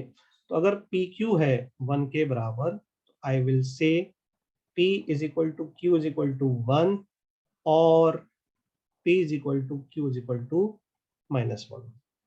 डन। केस 1, दो पॉसिबिलिटी है तो दो केस, तो P is equal to Q is equal to 1 पहला केस। इसका मतलब x माइनस ए का वैल्यू 1 एंड x माइनस 10 का वैल्यू भी 1, हाँ के ना? तो क्या यहां से हमें x की वैल्यू 11 मिल रही और साथ में x की वैल्यू क्या मिली? a plus 1। तो क्या मुझे a मिल गया? क्योंकि जो x की वैल्यू मैं यहाँ रखूंगा तो मुझे a का वैल्यू 10 मिल जाएगा, हाँ के ना? बस खत्म। जैसे केस 1 किया वैसे के वैसे केस 2 करूंगा। P is equal to Q is equal to -1। अब क्या करूंगा? x माइनस ए का वैल्यू -1 एंड x माइनस 10 का वैल्यू -1। यहां से मुझे x की वैल्यू क्या मिल गई? 9 मिल गई, और इसको उठा करके मैं दूसरी इक्वेशन में रख दूंगा तो a का वैल्यू मुझे क्या मिल गया? फिर से 10 मिल गया। देखो जरा सही बोल रहा हूँ क्या? क्या 10 ही आएगा ना? 9, हाँ बिल्कुल सही, 10 ही आएगा। ये देखो मिस्टर रौनक, क्या नाम है पूरा? नाम पूरा आ नहीं रहा है। ये साहब पूछ रहे हैं, देखो इसे ही मैं कह रहा हूँ ना, कि वो कह रहा है sir how do we know x is integer. Brilliant. ये भाई साहब ने पूछा है कि sir how do we know that x is integer. मैंने पूरा क्वेश्चन शायद 2 बार समझाया, मैंने पूरा डेटा ऊपर लिखा, तीसरी बार समझाया, चौथी बार मैंने यहाँ बोला कि एक्स क्यों इंटीजर है। मैं यही कह रहा हूँ, ऐसे जो लोग हैं ना, ये टाइम पास करने के लिए क्यों बैठते हैं मुझे समझ नहीं आता। क्यों अपना 1 साल और खराब करना? ऐसे पढ़ने में बेटा, मैं तुम्हारी भलाई के लिए कह रहा हूँ, मैं कहता हूँ ना तो बहुत चुभती है बच्चों को बातें, और मैं चाहता हूँ चुभे, ताकि चुभेगी ना तो अंदर से वो आग निकलेगी कि मुझे कुछ करके दिखाना है। क्योंकि मैं चाहता नहीं हूँ कि तुम्हारा 1 साल खराब हो यहाँ पे। ऐसे मतलब पढ़ के फायदा नहीं होगा बेटा, थोड़ा सा कॉन्सेंट्रेट करो। मुझे पता है ऑफलाइन क्लास में बैठे होंगे तो पूरा क्लास का एनवायरनमेंट जो रहता है उसमें अपन लोग इधर उधर नहीं डिबेट होते हैं। अब घर पे मैं कंट्रोल नहीं कर सकता तुम्हें, तुमको हर तरह के डिस्ट्रैक्शन को अपने से दूर करना पड़ेगा पढ़ने के दौरान। आई होप रौनक भाई यहाँ पर तुम्हें समझ में आ गया होगा कि इंटीग्रल रूट्स क्यों लिया है। आई होप समझ में आ गया होगा। इस क्वाड्रेटिक इक्वेशन के क्वेश्चन कह रहा है कि रूट्स इंटीजर है, ऑब्वियसली एक्स की वैल्यू ही तो अपन का रूट होगा, उसने दिया है, मैंने नहीं माना है। समझ में आया क्या? इज इट फाइन नाउ रौनक? ठीक है चलो। तो देखो फाइनली अपने पास क्या पता चला, दोनों केस से ए का वैल्यू 10 आ रहा है, तो क्या करना चाहिए? क्या आंसर हुआ हमारा? तो x की वैल्यू एक तो 11 आई थी और एक 9 आई थी, तो क्या टिक करें? Which is the right answer? Therefore answer is B and D. इस तरह के सवालों को जब आप देखोगे तो आपको थोड़ा सा है ना फैक्टर बनाने पे जाना चाहिए। जनरली आप देखोगे कि जो इस तरह के क्वेश्चंस आते हैं जिसमें ये लैंग्वेज होती है, जिसमें अपने को पूछा जाता है, आप देखोगे मैक्सिमम बार इस तरह के फैक्टर बन जाएंगे। क्लियर है क्या? आई होप क्लियर है। ठीक है ना? तो लेट अस मूव फॉरवर्ड। ये देखो दोनों सवाल हम लोग होमवर्क में लिख रहे हैं। अगर तुमसे नहीं होगा सॉल्व तो मैं कल इसका सॉल्यूशन दे दूंगा।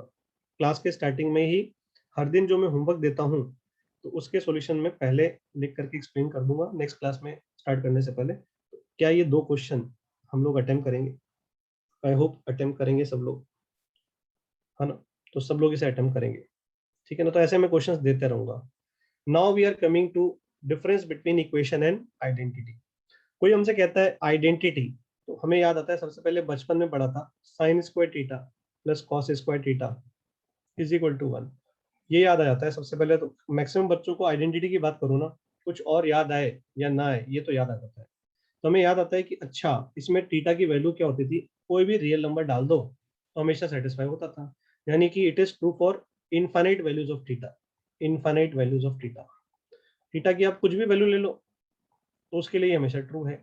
इसे अपन क्या कह रहे हैं, आइडेंटिटी।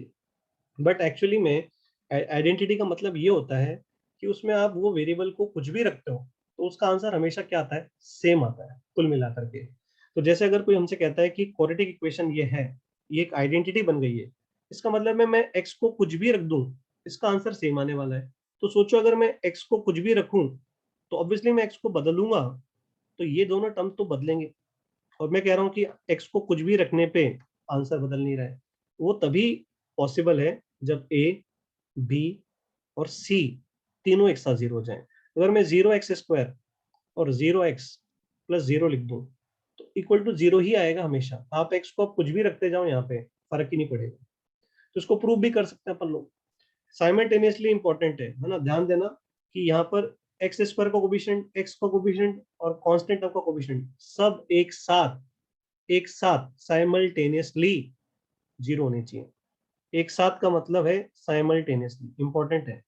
साइमल्टेनियसली, साइमल्टेनियसली, क्लियर है क्या? ठीक है। कैसे प्रूव करें, बहुत सिंपल है। क्वाड्रेटिक के तो दो ही रूट होते हैं, सामने वाले ने बोला तीन रूट है और तीनों जो है अलग अलग है। तो मैंने कहा चलो तीन रूट है तो अल्फा पहला रूट है, अल्फा सेटिस्फाई करेगा, अल्फा रख दिया। बीटा रूट है, बीटा सेटिस्फाई करेगा। गामा भी रूट है तो गामा भी सेटिस्फाई करेगा। मेरे पास तीन इक्वेशन आ गई इस तरह की। अब मैंने क्या करा, पहली दो को सब्ट्रैक्ट किया, फिर मैंने दूसरी और तीसरी को सब्ट्रैक्ट किया। सब्ट्रैक्ट हम लोग कर सकते हैं, इसमें से इसको सब्ट्रैक्ट करना सबको आता है, ये आ गया। ठीक है। अगर तुम इसमें देखो तो अल्फा माइनस बीटा कॉमन आ गया क्योंकि रूट्स डिस्टिंक्ट है। यहाँ पर हम कह रहे हैं कि रूट्स आर डिस्टिंक्ट, इसका मतलब है हम कह रहे हैं कि alpha is not equal to beta, is not equal to gamma. तीनों डिस्टिंक्ट रूट्स हैं तो मैं ऑब्वियसली अल्फा माइनस बीटा को अल्फा माइनस बीटा से काट सकता हूँ क्योंकि वो नॉन जीरो वैल्यू है। तो यहाँ से मुझे मिला ये वाला फैक्टर।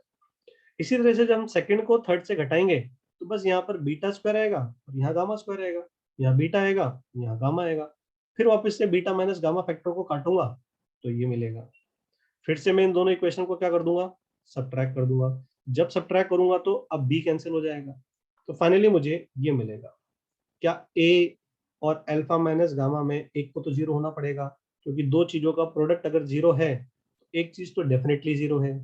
तो कौन जीरो होगा, भाई अल्फा तो गामा के बराबर है नहीं क्योंकि डिस्टिंक्ट रूट बोला गया है। तो अगर डिस्टिंक्ट रूट बोला गया है तो ये तो जीरो नहीं हो सकता, तो इसका मतलब ए को ही जीरो होना पड़ेगा। और अगर ए को जीरो यहाँ रख दूंगा तो बी जीरो हो गया, और अगर ए और बी दोनों को जीरो को यहाँ रख दूंगा तो ए जीरो हो गया, बी जीरो हो गया, तो सी भी डेफिनेटली जीरो हो जाएगा। हाँ या ना? इसका मतलब है अगर कभी कोई तुमसे कहे कि क्वाड्रेटिक के तीन रूट हो रहे हैं, इसका मतलब समझ जाओ कि इनडायरेक्टली वो बोल रहा है कि वो आइडेंटिटी है। जैसे ही क्वाड्रेटिक के दो से ज्यादा रूट कोई बोल रहा है, डिस्टिंक्ट रूट्स है, इसका मतलब वो क्या है, आइडेंटिटी है। समझ में आ रहा है कुछ? That is a identity. तो जैसे मैं सिंपल सा सवाल से स्टार्ट कर रहा हूँ, बेसिक क्वेश्चन से एकदम बिल्कुल इवन। पहला क्वेश्चन, उसने क्या बोला है, पी की वैल्यू बताओ जिसके लिए ये दो से ज्यादा रूट हो। अब इसकी डिग्री दो है, इसकी डिग्री वन है, ये कांस्टेंट टर्म है क्योंकि पी की वैल्यू डालते ही कांस्टेंट आ जाएगा। किसी भी क्वाड्रेटिक के, वो कह रहा है मोर देन टू रूट्स, तो इसका मतलब it has to be identity. और आइडेंटिटी बनने के लिए इसका कोफिशिएंट, इसका कोफिशिएंट और इसका कोफिशिएंट एक साथ जीरो होना पड़ेगा। तो अपन कह सकते हैं coefficient of x square and coefficient of x and constant term, constant term must be zero simultaneously. Simultaneously मतलब एक साथ। तो कोई बता सकता है कौन सी ऐसी वैल्यू दिख रही है, सर पी की वैल्यू -2, तो मैंने कहा -2 पे ये तो जीरो नहीं होगा, ये भी नहीं हो रहा है। सर पी की वैल्यू 1, पी की वैल्यू 1 पे ये जीरो, ये जीरो, ये जीरो, सिर्फ एक वैल्यू पॉसिबल है। देयरफॉर अगर वो कह रहा है कि इसके 2 से ज्यादा रूट हैं, ओनली वन वे पॉसिबल, जब पी की वैल्यू क्या हो जाए, 1 हो जाए। यू वोंट बिलीव इस तरह के सवाल जेईई मेंस में पास्ट में पूछे गए हैं, एक नहीं रिपीटेडली पूछे गए। तो अगेन हमें पता होना चाहिए। हो सकता है कुछ बच्चों को अभी स्टार्ट हुआ है तो उनको लगेगा ये सब तो हमें आता है, बट यही चीज है, जो आता है वो लगता रहेगा, बीच बीच में कुछ ना कुछ जरूर ऐसा आएगा जो नहीं आता होगा, उसी पे ध्यान देना है। ध्यान से बस सुनते रहें, काम होता रहेगा। अगले क्वेश्चन पे जाते हैं। ये हमारे को इस तरह का अपीयरेंस मिल जाएगा बहुत बार, और अपने को ये प्रूव करने को नहीं बोलेगा, फिर ऑप्शन बना देगा इस पे, इसके रूट क्या क्या होंगे। ऑब्वियसली वो क्या लिख देगा, चारों ही ऑप्शन रूट बना देगा। अब तुम ध्यान से देखो, अगर मैं x को a रख दूं, यहाँ पे a रख देता हूँ, ध्यान से देखना, x को क्या रख दूं, a, तो ये 0 हो गया। x को यहाँ a रख दूंगा, ये कटा 1 हो गया, और x को यहाँ पे a रख दूंगा, ये 0 हो गया। 1 इज इक्वल टू 1 आ गया, देखो, यानी कि x बराबर a इसको सेटिस्फाई कर रहा है। इसी तरह से तुम यहाँ पर x को b रख देते तो ये 0 बन जाता, ये 0 बन जाता, और अब यहाँ पे b रखते, ये और ये कैंसिल, तो 1 इज इक्वल टू 1 आ गया। अब इसी तरह से तुम अगर x की वैल्यू को c रख देते, c, तो अब ये कट के 1 बनता, और यहाँ c रखते तो ये 0, और यहाँ c रखते तो ये 0। इसका मतलब क्या हुआ कि इस इक्वेशन के x बराबर a, x बराबर b और x बराबर c तीनों सेटिस्फाई कर रहे हैं, सेटिस्फाई द गिवन इक्वेशन। अगर तीनों सेटिस्फाई कर रहे हैं, और ध्यान से देखें, इसमें अपन जब इस फैक्टर को मल्टीप्लाई करेंगे तो क्या बनेगा, x की पावर 2 बनेगा हाईएस्ट। इधर मल्टीप्लाई करेंगे तो भी x की पावर 2 बनेगा, इधर मल्टीप्लाई करेंगे तो भी x की पावर 2 बनेगा, और बीच में प्लस का साइन है, तो प्लस की साइन से डिग्री तो बदलेगी नहीं। यानी कि ये पूरा जो इक्वेशन है, ये कितने डिग्री का इक्वेशन है, डिग्री 2 है, हाँ या ना। और डिग्री 2 के अंदर तुमने क्या दिखा दिया कि ए, बी और सी तीनों उसको सेटिस्फाई कर रहे हैं।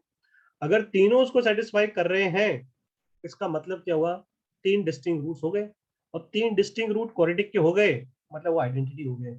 अगर ये आइडेंटिटी हो गया तो इसका मतलब इसके इनफाइनाइट रूट्स होंगे। समझ में आया क्या, it will have infinite roots, हाँ कि ना, it will have infinite roots. Done.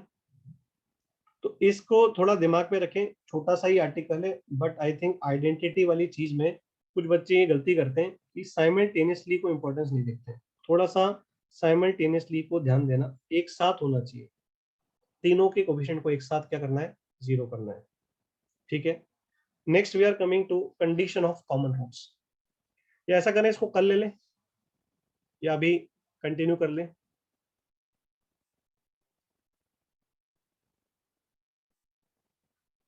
ठीक है। क्लास हो सकता है देखो कि बीच में स्टॉप हो जाए, क्योंकि कुछ 10 मिनट का ही एक्सटेंड हो पाता है क्लास कई बार, तो मैं कंटिन्यू कर रहा हूँ, और अगर कुछ बीच में रहेगा तो उसको कल वहीं से उठा लेंगे। समझ में आया क्या, ठीक है। तो आगे बढ़ते हैं, कंडीशन ऑफ कॉमन रूट। जब हमारे पास कंडीशन ऑफ कॉमन रूट के सवाल आते हैं, तो ये भी बड़ा कॉमन सा एक आर्टिकल है जो जे में काम आता है। बहुत repeatedly condition of common root पे क्वेश्चन आते हैं, and they are relatively very easy. But basically आपको पता होना चाहिए कि एक तो होता है कि 1 रूट कॉमन, और एक होता है 2 रूट कॉमन। अगर क्वाड्रेटिक है और दोनों रूट कॉमन हो गए, तो इसका मतलब ये है कि दोनों इक्वेशंस आइडेंटिकल है। अगर दोनों इक्वेशन आइडेंटिकल होती है तो ये कंडीशन हमारी ट्रू हो जाएगी, एक्स स्क्वायर के कोफिशिएंट का रेशियो, एक्स का रेशियो और कांस्टेंट का ratio should be equal to each other. तो ये बात सबसे पहले तो दिमाग में रखना है कि कई बार आपको ऐसा मिलेगा कि क्वेश्चन पढ़ते ही फील आएगा कि इन दोनों क्वाड्रेटिक में दोनों ही रूट को कॉमन करना पड़ेगा। अभी बताऊंगा कैसे होता है जब अपन आगे बढ़ेंगे। तो पहली बात तो ये कि अगर दोनों रूट कॉमन है, तो अपने को एक्स स्क्वायर के कोफिशिएंट का ratio is equal to x के कोफिशिएंट का ratio is equal to constant का रेशियो लेना पड़ेगा। We have to take that. कई बार ऐसा होगा कि वो बोलेगा कि इनके बीच में एग्जैक्टली एक रूट कॉमन है।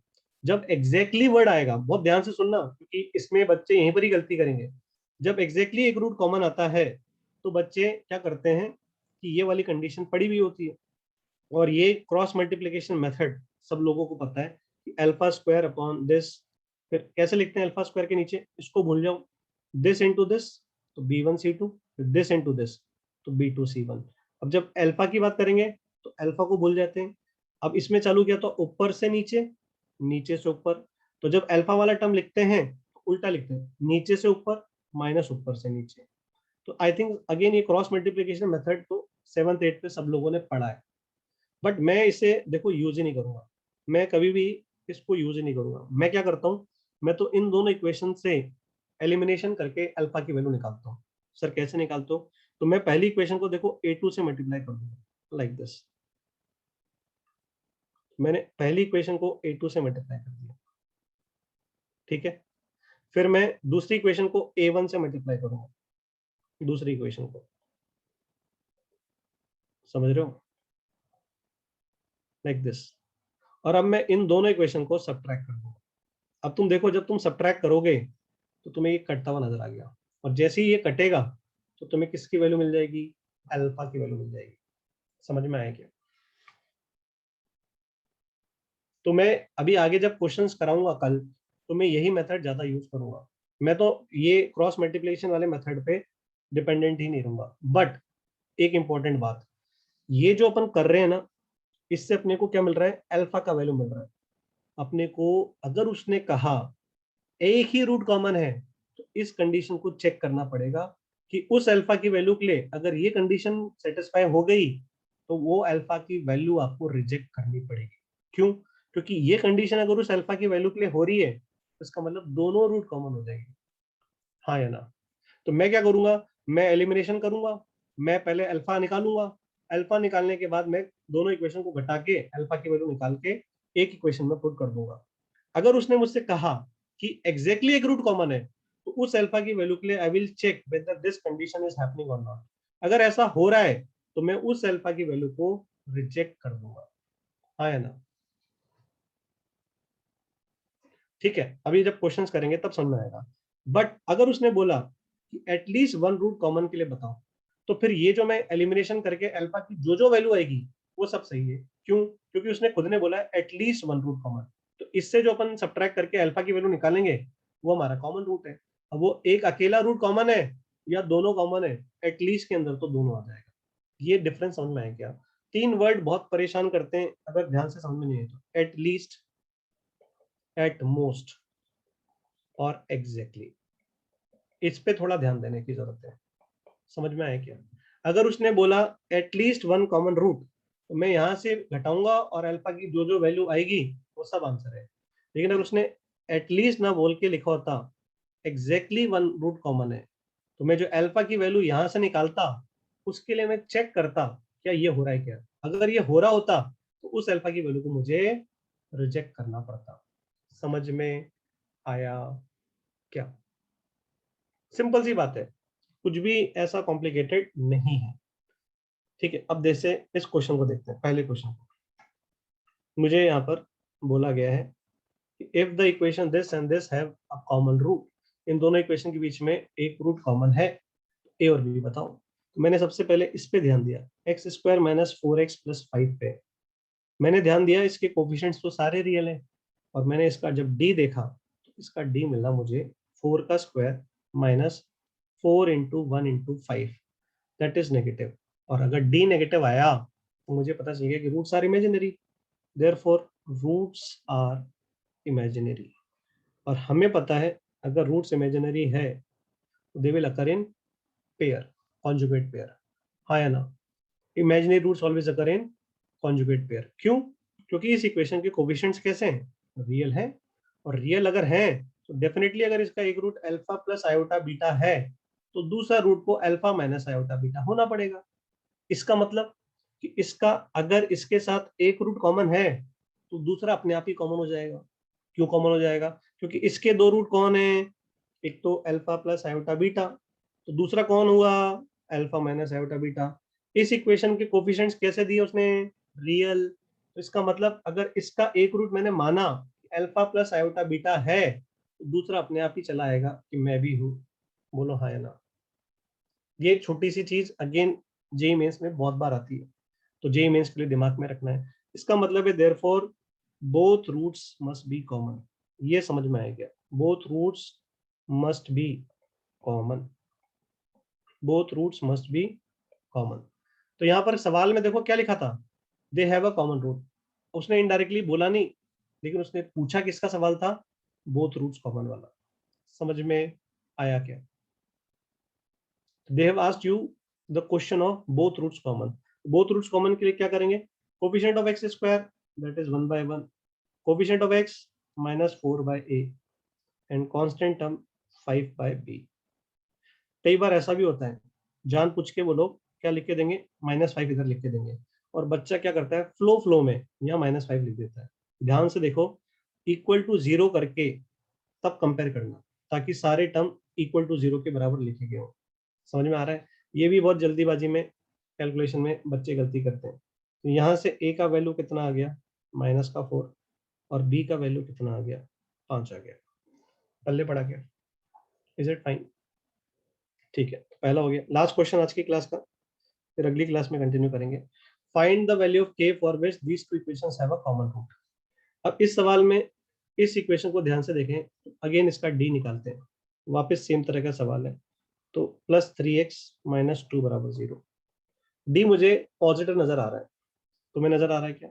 बिल्कुल सर नजर आ रहा है, d पॉजिटिव है, हाँ है ना, d इज पॉजिटिव। अगर मैंने ध्यान से देखा तो मुझे तो उसके रूट्स भी दिख गए, क्योंकि ये फैक्टर्स बनते हुए नजर आ रहे हैं लाइक दिस। तो इस सवाल में कुछ करने की जरूरत ही नहीं पड़ी। 2x + 1 एक फैक्टर बन गया, और एक x + 2 फैक्टर बन गया। एक 2x - 1 बनेगा, +1 नहीं -1। देखना जरा, इज इट करेक्ट और नॉट? हाँ है ना, बस खत्म। आई थिंक इसका मतलब है रूट ही मिल गए। या तो x की वैल्यू 1/2 है, या फिर x की वैल्यू -2 है। क्वेश्चन में सामने वाले ने बोला है कि इनके बीच में एक रूट कॉमन है, तो मैंने मान लिया इफ x बराबर half is the common root. अगर x बराबर हाफ कॉमन रूट है, तो अपन उसको उस इक्वेशन में डाल देते हैं। 3 इंटू हाफ का स्क्वायर +4k टाइम्स हाफ +2 = 0। इस इक्वेशन को सॉल्व करने से k का वैल्यू मिल जाएगा। मिल जाएगा क्या? Value get the value of k, सब बिल्कुल आ जाएगा। जो भी आएगा मैं निकाल नहीं रहा हूँ, कुछ आएगा। इसी तरह से अगर हम बोलें सेकंड केस, ये तो पहला केस था, इसी तरह से हम बोलेंगे इफ x बराबर -2 इज कॉमन रूट। क्योंकि सामने वाले ने मुझे ये तो नहीं बोला ना कि कॉमन रूट इंटीजर है, या फिर पॉजिटिव है, या फिर रैशनल है। कुछ भी नहीं बोला उसने, तो उसने तो सिर्फ ये बोला है कि उसका कॉमन रूट है। इसलिए मुझे दोनों केस बनाने पड़ेंगे। समझ में आया क्या? तो यहाँ पर आपको दोनों आंसर लिखने पड़ेंगे। x बराबर -2 रखेंगे तो 3 इंटू -2 का होल स्क्वायर +4k इंटू -2 +2 = 0। इससे भी आपको k की कुछ वैल्यू मिलेगी, और ऑब्वियसली दोनों वैल्यू हो सकता है अलग अलग हो, तो दोनों ही आंसर है। यानी ये मोर देन वन में क्वेश्चन बनेगा। It will be a question of one और more than one correct. Maximum बच्चे क्या करेंगे, क्वेश्चन को ध्यान से ना पढ़ने की वजह से एक x की वैल्यू लिखेंगे और उसके करस्पॉन्डिंग k निकाल देंगे। हाँ, अगर उसने लिखा होता have a common positive root, ऐसा लिख देता वो, तो फिर मैं x को -2 को रिजेक्ट कर देता और सिर्फ x बराबर हाफ के करस्पॉन्डिंग आंसर निकालता। समझ में आया क्या? Is this clear to all of you? Is this clear? Clear? अब हम लोग हमारी जो शीट है उसमें शुरुआत कर सकते हैं। तो शीट के अंदर हम लोग क्या कर सकते हैं कि हमारी जो O1 एक्सरसाइज है, एक्सरसाइज O1 जो है, क्योंकि अभी ज़्यादा मैं पढ़ा नहीं पाया हूँ, कल के बाद मैं ज़्यादा होमवर्क दे पाऊंगा, बट आप एक्सरसाइज O1 चालू कर सकते हो। तो उसमें अगर आपको कुछ क्वेश्चन, मैं सॉल्यूशन भी शेयर कर दूंगा आज, तो उसमें आपको अगर कोई क्वेश्चन ऐसा लगे कि सर ने ये थ्योरी नहीं पढ़ाई है, उसकी वजह से ये सवाल नहीं हो रहा है, तो वो आप छोड़ सकते हो। तो पहले आप O1 के अंदर 1 से लेके 8 ट्राई कर सकते हो, पहले 8 सवाल। ये आप O1 में आराम से मेरे को लगता है कर लोगे। तो ये अपना होमवर्क रहेगा। साथ में S1 जो एक्सरसाइज है उसके अंदर अपन 1 से लेकर के क्वेश्चन नंबर लेट से 5 तक कर लेंगे। ये अपन आज के लेक्चर के बाद होपफुली कर लेंगे। हो सकता है इसमें एक आध क्वेश्चन ऐसा है जिसकी थ्योरी मैंने अभी ना पढ़ाई। समझ में आ रहा है क्या? But that we will cover in the coming days, है ना? So don't worry about it. Is it fine? सब बढ़िया? आई होप क्वाड्रेटिक के अंदर अपन इसी तरह से आगे बढ़ते बढ़ते क्वालिटी को आराम से खत्म जब करेंगे तब तक अपने को क्लियर हो जाएगा। ठीक है, तो मैं हैंडआउट शेयर करता हूँ और तुम लोग हैंडआउट को उठा करके नोट्स कंप्लीट कर लेना अपने। ठीक है, bye bye everyone, handout will be shared. Okay, कोई व्हाट्सएप ग्रुप नहीं है, कोई भी व्हाट्सएप ग्रुप की जरूरत नहीं है। लास्ट ईयर ये प्लेटफॉर्म नहीं था, इसलिए सब दूसरे काम चलते थे। अब अपने को जरूरत ही नहीं, क्लास भी लाइव है, तो it is not required at all. ठीक है, हैंडआउट पे तो नहीं, मैंने बोल दिया है। हैंडआउट अब मैंने ऑलरेडी शेयर भी कर दिए, तुम देखोगे तो तुम्हारे को मिलने वाला होगा विद इन, ऐसे लेट्स से 1 मिनट के अंदर अंदर तुम्हारे पास आने वाला है। क्या कुछ लोगों के पास शायद अब तक पहुंच भी गया होगा, देखो जरा। ठीक है, कोई डाउट सेशन वाउट सेशन नहीं होगा भाई साहब, पिछले साल वाला कोई काम नहीं होगा। मतलब 4 क्लासेस लग रही हैं, पागल हो गए कि अलग से डाउट सेशन लगेगा? कोई डाउट सेशन नहीं लगेगा, यहीं पर ही एक दिन में शीट का डिस्कशन बीच बीच में निकाल देंगे। पूरा सॉल्यूशन मिल रहा है, पूरा का पूरा वीडियो सॉल्यूशन दे रहे हैं शीट का, उसके बाद कौन सा डाउट सेशन रहेगा? थोड़ा बहुत जो डाउट रहेगा वो लाइव क्लास के अंदर डिस्कस हो जाएगा। अगर तुम्हें लगता है कि तुम 11 क्लास की तरह एक एक चीज पूछोगे और करोगे, तो अभी से देख लो, है ना, अभी से कट लो। बेस्ट बता रहा हूँ, इतनी उम्मीद मत करना, इतना समय नहीं है अपने पास। ठीक है, सो दैट्स इट, आज के लिए इतना ही। Bye bye everyone.